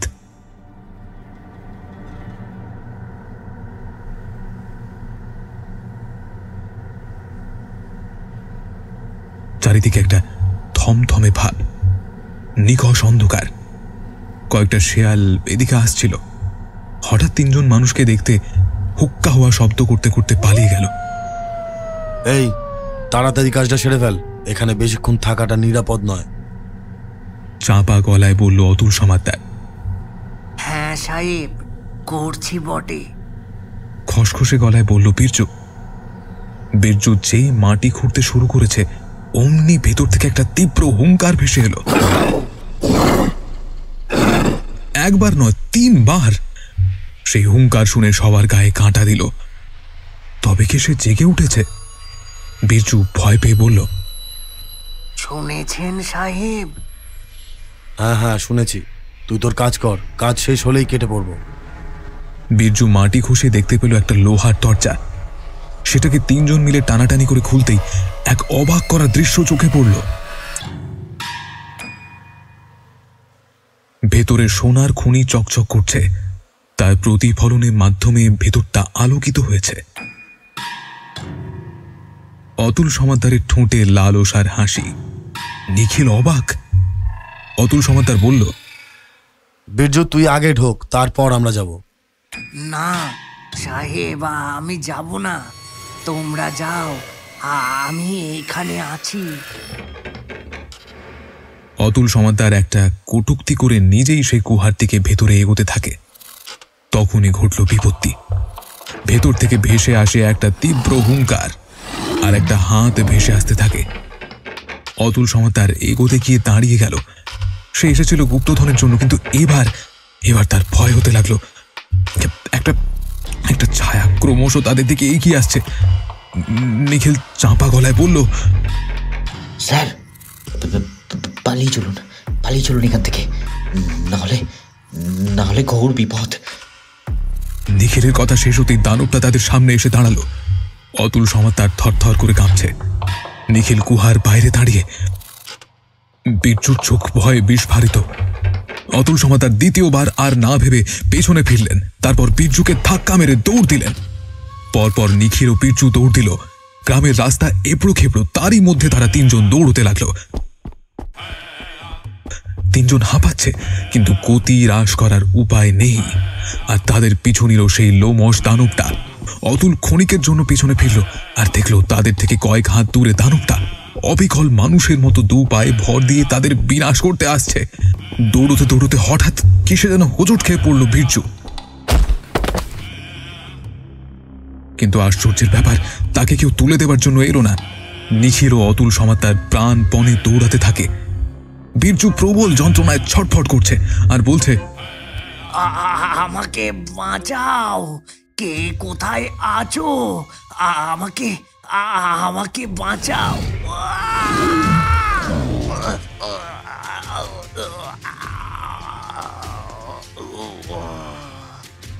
তার এই বেদনার বুলি কারও কানে পৌঁছালো না।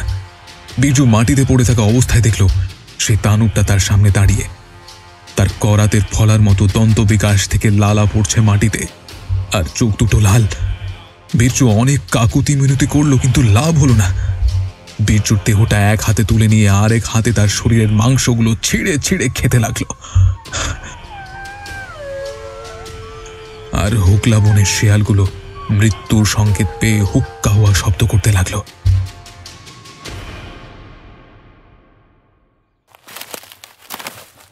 পরদিন সকালে দ্বিজোত্তম ভট্টাচার্য কুলভাটা গ্রামের রাস্তা ধরে আসছিল, সঙ্গে তার সহকারী বিনয়। গ্রামে ঢুকতে ঢুকতে দ্বিজোত্তম বুঝল নিশ্চয়ই এখানে কিছু ঘটেছে, সম্প্রতি কিছু ঘটেছে। বিনয় বলল, কি হয়েছে বাবা, আপনি বিচলিত কেন? বুঝলি বিনয়, এখানে কেউ মারা গেছে কাল বা পরশুর মধ্যে, খুব বাজেভাবে মারা গেছে। তারা পথ চলতে লাগলো। আরো কিছুটা গেলে বার্মা গ্রাম, তারপর অর্জুন গুছাইতের বাড়ি। কিন্তু রাস্তায় জটলা দেখে তারা থমকে গেল। একজন লোক তাদের দিকে এগিয়ে আসছিল। দ্বিজোত্তম তাকে ডেকে জিজ্ঞেস করলেন, ও ভাই, হ্যাঁ এদিকে এদিকে, বলছি এইখানে কিছু হয়েছে নাকি? লোকটা চমকে উঠে বলল, আগে আপনি কে বটে? আমি মানুষ, এবার বলো তো কি হয়েছে? একজন ছোকরা মারা পড়িছে। হ্যাঁ, ওর শরীরটা কোনো একটা জন্তু টুকরো টুকরো করে দিছে বটে। কোথায় মারা গেছে? আরে মশাই, আপনি কি নতুন নাকি এ গায়ে? হ্যাঁ, তাই জন্যই তো জিজ্ঞেস করছি নাকি। ও, আপনি বোধহয় জানেন না বাবু, আমাদের এই গায়ে কুলভাটার একটা ভগ্ন প্রাসাদ আছে। সেখানে একটা ঢিপির মতো আছে, তার ভিতরে সোনা দানা আছে বটে। তার লেগে অনেক ডাকু চোর মাল লুটতে আসে। আর ব্যাস, ওখানে যে কি আছে কে জানে, সবাই মারা যাচ্ছে। কালকেও একজন এই ছিল, ওর নাম বীরজু, ওকে আমি চিনি, সেই মারা গেছে। রাম রাম রাম রাম রাম রাম। ও আচ্ছা আচ্ছা, সে যাই হোক। আচ্ছা, তোমাদের এখানে অর্জুন গুছাইদের বাড়িটা কোথায় বলতে পারবে? পরের গ্রামে, ওই মানে বারমাতে, এখান থেকে আরো মিনিট 10। সে বেচারা আর অপেক্ষা না করে দৌড় দিল। দ্বিজোত্তম আর বিনয় দুজন আবার পথ চলতে শুরু করল। তারা কিছুটা আসার পর দেখল সেই ঢিবিটা, সেখানে বহু লোকের জমায়েত। দ্বিজোত্তম প্রথমে ভেবেছিল যাবে, পরে সে ইচ্ছে দমন করে। অর্জুন গুছাইতের বাড়ি পৌঁছাতে লাগলো মিনিট 10 মতো সময়। তখন অর্জুনবাবু দাওয়ায় বসে কিছু হিসেব করছিল। হঠাৎ দুজন অচেনা লোককে দেখে বেরিয়ে আসে। অর্জুন দেখল একজনের বয়স 30 আর একজনের বয়স 50। দুজনের পরনে ধুতি পাঞ্জাবি। দ্বিজোত্তম বিনয় বাইরে দাঁড়িয়ে এদিক সেদিক তাকাচ্ছে। অর্জুন এগিয়ে এসে বললেন, আপনারা? নমস্কার, আমি দ্বিজোত্তম ভট্টাচার্য। একটা বিশেষ কারণে আমার এই গ্রামে আগমন, এবং আপনার সাথে বিশেষ দরকার, তাই এসেছি। অর্জুন গুছাইত বললেন, ঠিক আছে, আগে ভেতরে আসুন, তারপর সব কথা হবে। তাদের খাতির করে বাড়ির ভেতরে নিয়ে গেল। বেলার দিকে জল খাবার খেতে খেতে দ্বিজোত্তম সমস্ত ঘটনা তাকে বলল, সাগরিকার ব্যাপারে এবং সেদিন যা যা ঘটেছিল। অর্জুন গুছাইত কালিনী দেবীর ব্যাপারে যা কিছু জানত সব বললেন। সব শুনে অর্জুনবাবু বললেন, তাহলে কি করবেন? নিজেদের বাঁচতে গেলে কিছু তো করা দরকার। সেটা আপনি আমার উপর ছেড়ে দিন, আমি যা করার করব। কিন্তু সবার আগে সেই বাক্সটা উদ্ধার করতে হবে। কার কাছে থাকতে পারে? অর্জুনবাবু কি যেন ভাবলো, তারপর বলল, হ্যাঁ, আমার মাথায় একটা বুদ্ধি এসেছে ঠাকুর। যদি সেটা কাজে লাগানো যায় তাহলে মনে হয় সুরাহা হতে পারে। তারা ফিস ফিস করে শলা পরামর্শ করল। দ্বিজোত্তম ভট্টাচার্য সব শুনে বললেন, বাহ বাহ বাহ, দারুণ বুদ্ধি, এবার কাজ হলেই হয়। ঠিক আছে, আমি আজকেই সব ব্যবস্থা করছি। ঠাকুর, রক্ষা করো আমাদেরকে। বুঝলেন অর্জুন বাবু, এখন একমাত্র উপায় ওই বাক্সটা। ওটার মধ্যেই যত রহস্য, যত জটলা, তারপর যা করার করব।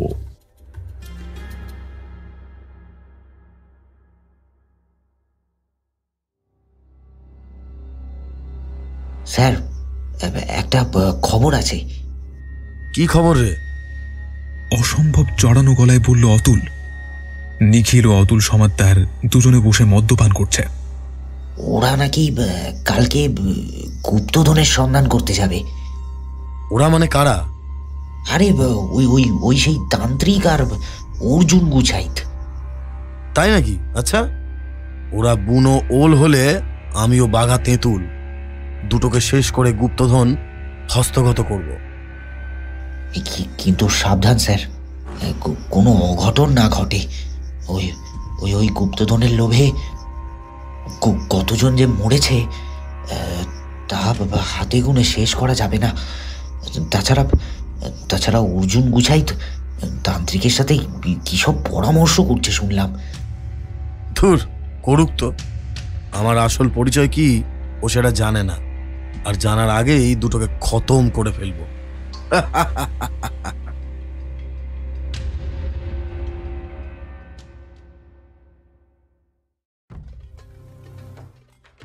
ওদিকে সব ব্যবস্থা প্রায় পাকা করে ফেলল দ্বিজোত্তম ভট্টাচার্য।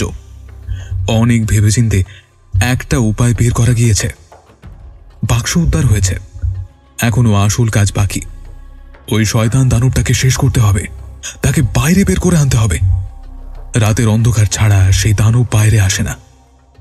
সে যাই হোক, আজ শুক্রবার, তাই আজ নয়, তবে কাল শনিবার। কাল যা করার করা যাবে।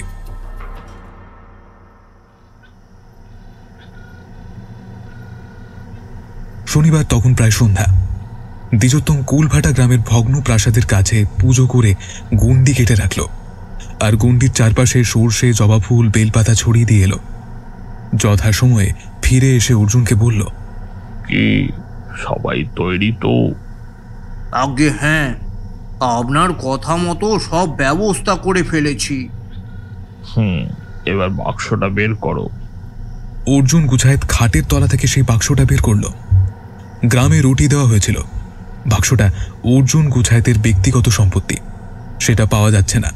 তবে যদি কেউ সন্ধান দিতে পারে তাকে পুরস্কৃত করা হবে। তবে ঠিক কোন বাক্সর ব্যাপারে বলা হয়েছে তা কেউ জানত না, এবং এই বাক্সটা যে মন্দিরে ছিল তাও কেউ জানত না। অতুল সমাদ্দার প্রথম ভেবেছিল দেবে না, কিন্তু তার মাথায় একটা ভয়ানক বুদ্ধি খেলে গেল। বাক্সটা নিখিলের হাত দিয়ে পাঠিয়েছিল অর্জুনবাবুর বাড়িতে। তারপর দ্বিজোত্তম ওর পিছু নিয়ে সমস্ত কিছু জেনেছে। রাত তখন প্রায় 12টা হবে। চারিদিক একেবারে নিস্তব্ধ। ঝিঝি ডাকছে। দ্বিজোত্তম ও বিনয় গুহার সামনে এলো। ঢিপির আড়ালে অনেক গ্রামবাসী মশাল নিয়ে দাঁড়িয়ে আছে, যারা একটা সময় কাজে লাগবে। অর্জুন গুছায়েত আড়ালে দাঁড়িয়ে।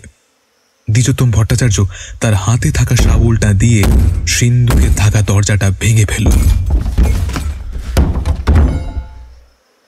তবে চোখের সামনে গুপ্তধন দেখে তার মুখে তাচ্ছিল্যের হাসি দেখা দিল। বিনয় চাপা গলায় বলল, আরে বাস, এত স্বর্ণখনি! তুই বাইরে দাঁড়া, আমি ভেতরে যাচ্ছি। দ্বিজোত্তম ভেতরে প্রবেশ করতেই গর্জনটা শুনতে পেল।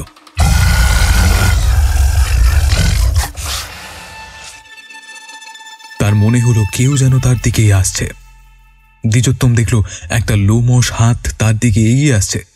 সে বিপদ বুঝে বাইরে এলো, আর তার পিছু পিছু বেরিয়ে এলো এতদিনের লুকিয়ে থাকা সেই শয়তান। দানব বাইরে বেরিয়ে চারপাশ দেখতে লাগলো। তার মুখে হিংস্র ভাব, মানুষের গন্ধ পেয়ে নিজেকে আর সংযত রাখতে না পেরে সে বাইরে বেরিয়ে এসেছে। তার ডান দিকে একটু দূরে দাঁড়িয়েছিল দ্বিজোত্তম। দানব তাকে দেখে গর্জন করে উঠল, কিন্তু আশ্চর্যের ব্যাপার, সে আর এগোতে পারল না। মনে হয় কোনো অদেখা শক্তি তাকে বেঁধে ফেলেছে। বারবার বাধা পেয়ে জোরে জোরে গর্জন করছে দানবটা। তার গর্জনে গাছের পাতা নড়ে উঠেছে। দ্বিজোত্তম এবারে সেই বাক্সটায় আগুন ধরিয়ে দিল আর সঙ্গে সঙ্গে হাঁক দিয়ে বলল, তোমরা মশালগুলো ছুঁড়ে দাও, জ্বলে যাক শয়তানটা। বলা মাত্রই দুদিক থেকে ইট পাথরের মতো মশাল দানবের দিকে ছুঁড়তে লাগলো গ্রামবাসীরা। সে এক অবাস্তব অসম্ভব দৃশ্য। তীব্র আগুনের লেলিহান দাবানল দানবটাকে গিলছে আর ভেসে আসছে অদ্ভুত হুঙ্কার।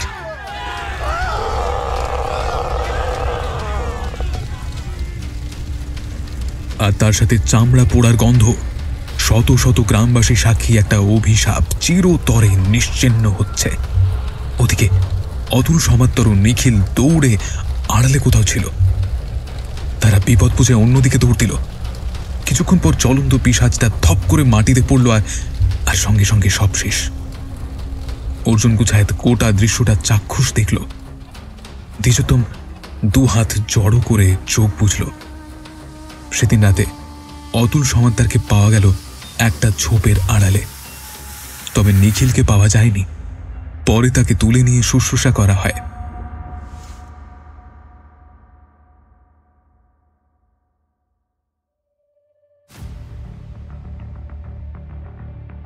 কি অতুল সমাদ্দার, এবার আপনি গোটা ঘটনাটা খুলে বলবেন নাকি আমি সব বলবো? মানে আপনি কি বলছেন? আমি ঠিক মানে বুঝতে পারছি না।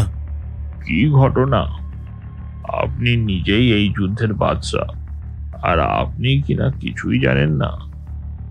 কিসের যুদ্ধ আর কি সব বলছেন আপনারা? আমি কিছুই বুঝতে পারছি না। ঠিক আছে, তাহলে আমি যা যা বলছি সেটাই মন দিয়ে শুনুন। আপনি একটি পত্রিকার ম্যানেজার হলেও আপনার কাজ স্মাগলিং। রাতের আড়ালে পত্রিকার বইয়ের ভেতরে প্যাকেট করে দেশে বিদেশে আপনি গাঁজা পাচার করেন, আর আপনার অফিসে যা স্টাফ আছে তাদের দিয়ে নানান জায়গায় পাঠিয়ে দেন, আর সেখানে অজানা তথ্য এবং কোনো মূর্তির সন্ধান পেলে সেগুলো পরে হস্তগত করেন, তারপর সেগুলো বাইরে পাচার করেন। বিগত কয়েক বছর ধরে আপনার এই কুকর্ম চলছে। এমনকি বারবার আপনি আপনার অফিসের স্টাফ বদলান। আপনার কাজ করতে করতে বীর্য প্রাণ হারিয়েছে। আপনি লোক মুখে শুনে আপনার মনে লোভ জন্মায়, আর লোভের বশে এখানে আসেন এবং ওই গুপ্তধন পাওয়ার জন্য উন্মাদ হয়ে ওঠেন। আমি সব খবর পেয়েছি। আর একটা কথা কাউকে বলা হয়নি, সেটা হয়তো আপনি বলতে চাননি। তা কি কথা ঠাকুর? আমার বিশ্বাস অতুলবাবু ভগৎ সমাদ্দারের বংশধর, এবং আপনি হয়তো কারো কাছে খবর পেয়েছিলেন যে এখানে গুপ্তধন আছে, আর তার জেরেই সাগরিকাকে এখানে পাঠিয়েছিলেন অনুসন্ধান করার জন্য। ভেবেছিলেন একটা অসহায় মেয়েকে মৃত্যুর মুখে ঠেলে নিজেরা গুপ্তধন ভোগ করবেন, তাই তো অতুল সমাদ্দার? গর্জে উঠল অতুল সমাদ্দার। সব মিথ্যা, সব মিথ্যা। আমাকে আপনি শুধু শুধু দোষারোপ করছেন। আর কে সাগরিকা? আমি ওই নামে কাউকে চিনি না। তাই নাকি? তাহলে এটা বলুন, আপনি এখানে কি করছেন? একজন অসহায় মেয়ের বুদ্ধির তৎপরতায় তাকে মৃত্যুর মুখে ঠেলে দিয়ে গুপ্তধন পাওয়ার আশাটা দুর্বলতা ও বোকামি, সম্পূর্ণ বোকামি। তাছাড়া আমার কাছে প্রমাণ আছে। আমি কলকাতায় গিয়ে আপনার ব্যাপারে অনুসন্ধান করেছি এবং আপনার আশেপাশে প্রতিবেশী ও অফিসের আরও যারা আছে তাদের সাথে কথা বলেছি। তারা সবাই আপনার বিপক্ষে। এমনকি সাগরিকাকে আপনি খুনের চেষ্টা করেছেন, আর বাক্সটা লোপাট করেছেন। কিন্তু অর্জুনবাবু না থাকলে আপনাকে ধরা যেত না। আপনি কি ভেবেছিলেন জিনিসপত্র চুরি করে কেটে পড়বেন? জানেনই তো মাথার উপরে ঈশ্বর আছে, সেই পাপীদের শাস্তি দিয়ে চলেছেন, নিজের পাপের ফল হাতে নাতে ভোগ করছেন। আমি এখনো বলছি আমাকে ছেড়ে দিন, পরে পস্তাতে হবে। কিন্তু আমি কোনো সাগরিকাকে চিনি না, আর আর না এসব জানতাম। আমি কাগজে বিজ্ঞাপন দেখেছিলাম, তাই কৌতূহল হয়েছিল। আর হ্যাঁ, আমি ভগৎ সমাদ্দারের বংশধর। গোপালবাবু ছেপেছিল খবরটা, আর গোপালবাবু হলো আপনার সাগরেদ নিখিলের ভাইপো। যখন কাগজে খবরটা দেখেন তখনই আপনার মনে লোভ জন্মায়। তারপর খোঁজ লাগিয়ে সাগরিকা, বার্নি ও অতনুকে এখানে পাঠিয়েছেন। কিন্তু আপনার আসল উদ্দেশ্য কেউ জানতো না, এবং আপনিও জানতেন এই জায়গাটা বড্ড ভয়ানক, ওখানে গেলেই নাকি মৃত্যু হবেই। আর একটা জিনিস আমার কাছে আছে অতুলবাবু, সেটাই আমার সব থেকে বড় প্রমাণ। কি সেটা? ভ্রু কুঁচকে প্রশ্ন করল অতুল। দ্বিজোত্তম অসম্ভব ভারী গলায় হাঁক দিল, সাগরিকা, বেরিয়ে এসো মা। অর্জুন গুছায়েতের বাড়ির শেষের ঘরটা থেকে সাগরিকা বেরিয়ে এলো। অতুলবাবুর মাথায় বজ্রাঘাত হলেও এত আশ্চর্য হতো না। অতুল সমাদ্দার কাঁপতে কাঁপতে উঠে দাঁড়ালো। তার চোখে মুখে অবিশ্বাস্য ঘৃণা, ক্রোধের ভাব, যেন সাগরিকা বেঁচে থাকতে পারে না, সম্ভব নয়। রাগে ফুঁসতে লাগলো অতুল সমাদ্দার। না না, এ হতে পারে না, সব মিথ্যে, মিথ্যে, সব চক্রান্ত আপনাদের। কেন হতে পারে না অতুল বাবু? এবার অতুল সমাদ্দারের ঠোঁটে একটা কুটিলতার হাসি দেখা দিল। কারণ কারণ আমি আর নিখিল দুজনে মিলে সাগরিকাকে নদীর জলে ফেলে দিয়েছিলাম। ও বেঁচে থাকতে পারে না, ওকে ওই দানবটা শেষ করে দিয়েছিল। কিছুক্ষণ চেঁচাতে চেঁচাতে জ্ঞান হারিয়ে লুটিয়ে পড়ল সে। পরে তাকে হাসপাতালে নিয়ে যাওয়া হয়। যাক, আসল ঘটনা সবাই জানতে পারল। সাগরিকাকে দেখতে পেয়ে গ্রামের সবাই খুশি। চম্পা, রতন ও গ্রামের লোকেরা তাকে ছাড়তে চায় না। ফেরার আগের দিন দ্বিজোত্তম ভট্টাচার্যকে অর্জুন জিজ্ঞেস করল, এবার কি করণীয়? আর কি, আর তো কোনো ভয় নেই। বরং ওখানে যা সোনা দানা, হিরে জহরত আছে, সেগুলো দিয়ে গ্রামবাসীদের সুযোগ সুবিধা করে দাও। হাসপাতাল, যাতায়াতের ব্যবস্থা ইত্যাদি। ওগুলো হলো অভিশপ্ত জিনিস। গুল্লুর প্রবল আশা ছিল ওই সোনা দানার উপর, তাই মরে গিয়ে দানবে পরিণত হয়েছিল। তাই দানব হয়ে পাহারা দিচ্ছিল যক্ষের দল। কিন্তু কতজন মানুষ বেঘরে মারা গেল বলুন তো? তবে এখন আর কোনো অভিশাপ নেই, আর নেই পাপাত্তাও।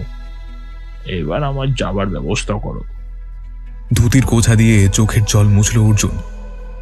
সাগরিকা গতকাল বাড়ি চলে গিয়েছে। তার মন খারাপ, কি জানতো এসব হবে। শেষে অর্জুন গুছায়েত বলল, আটকে রাখতে পারবো না জানি, কিন্তু কি আর করা যাবে? সবাইকে একদিন না একদিন যেতে হবে ঠাকুর, কেউ আগে বা কেউ পরে।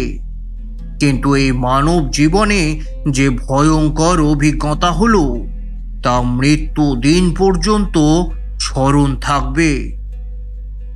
সেই দিনটা আলোচনা করেই কেটে গেল। রাতে ভালো করে অতিথি আপ্যায়ন করল অর্জুন। পরদিন সকাল থাকতেই বিদায় নিল ত্রাণকর্তা দ্বিজোত্তম ভট্টাচার্য। ওদিকে কলকাতায় ফিরে এখন সুস্থ বোধ করছে সাগরিকা। কলকাতায় গিয়ে ভালো করে চিকিৎসা করায়। তবে সে এখন আর কোনো সংবাদ পত্রিকাতে কাজ করে না। একটি ভাড়া বাড়ি নিয়ে সেখানে বাচ্চাদের পড়ায়। তবে মাঝে মাঝে সেই অভিশপ্ত স্মৃতি চোখের সামনে ভেসে উঠলে শিউরে ওঠে। সেই দানব, কালিনী দেবী, গুপ্তধন, আর সেই ছোট্ট বাক্সটা যার মধ্যে একটি নকশা আর বীজমন্ত্র লেখা ছিল, এ যেন তার জীবনে এক ভয়ঙ্কর অভিজ্ঞতা। ওদিকে অতুল সমাদ্দার আপাতত জেলে। নিখিল পলাতক, তাকে পুলিশ এখনো খুঁজছে। আজও সেই কুলভাটার ভগ্ন প্রাসাদের ঢিপিটা রয়েছে, তবে সেটাকে বাঁধিয়ে দেওয়া হয়েছে। অর্জুন গুছায়েতের বয়স হয়েছে, এখনো সবাই মনে রেখেছে দ্বিজোত্তম ভট্টাচার্য, সাগরিকা, অতুল সমাদ্দার ও গুল্লুকে। পারলে আপনারাও দেখে আসতে পারেন বার্মা গ্রাম ও কুলভাটার ভগ্ন প্রাসাদ, যেখানে পাওয়া গিয়েছিল গুপ্তধন।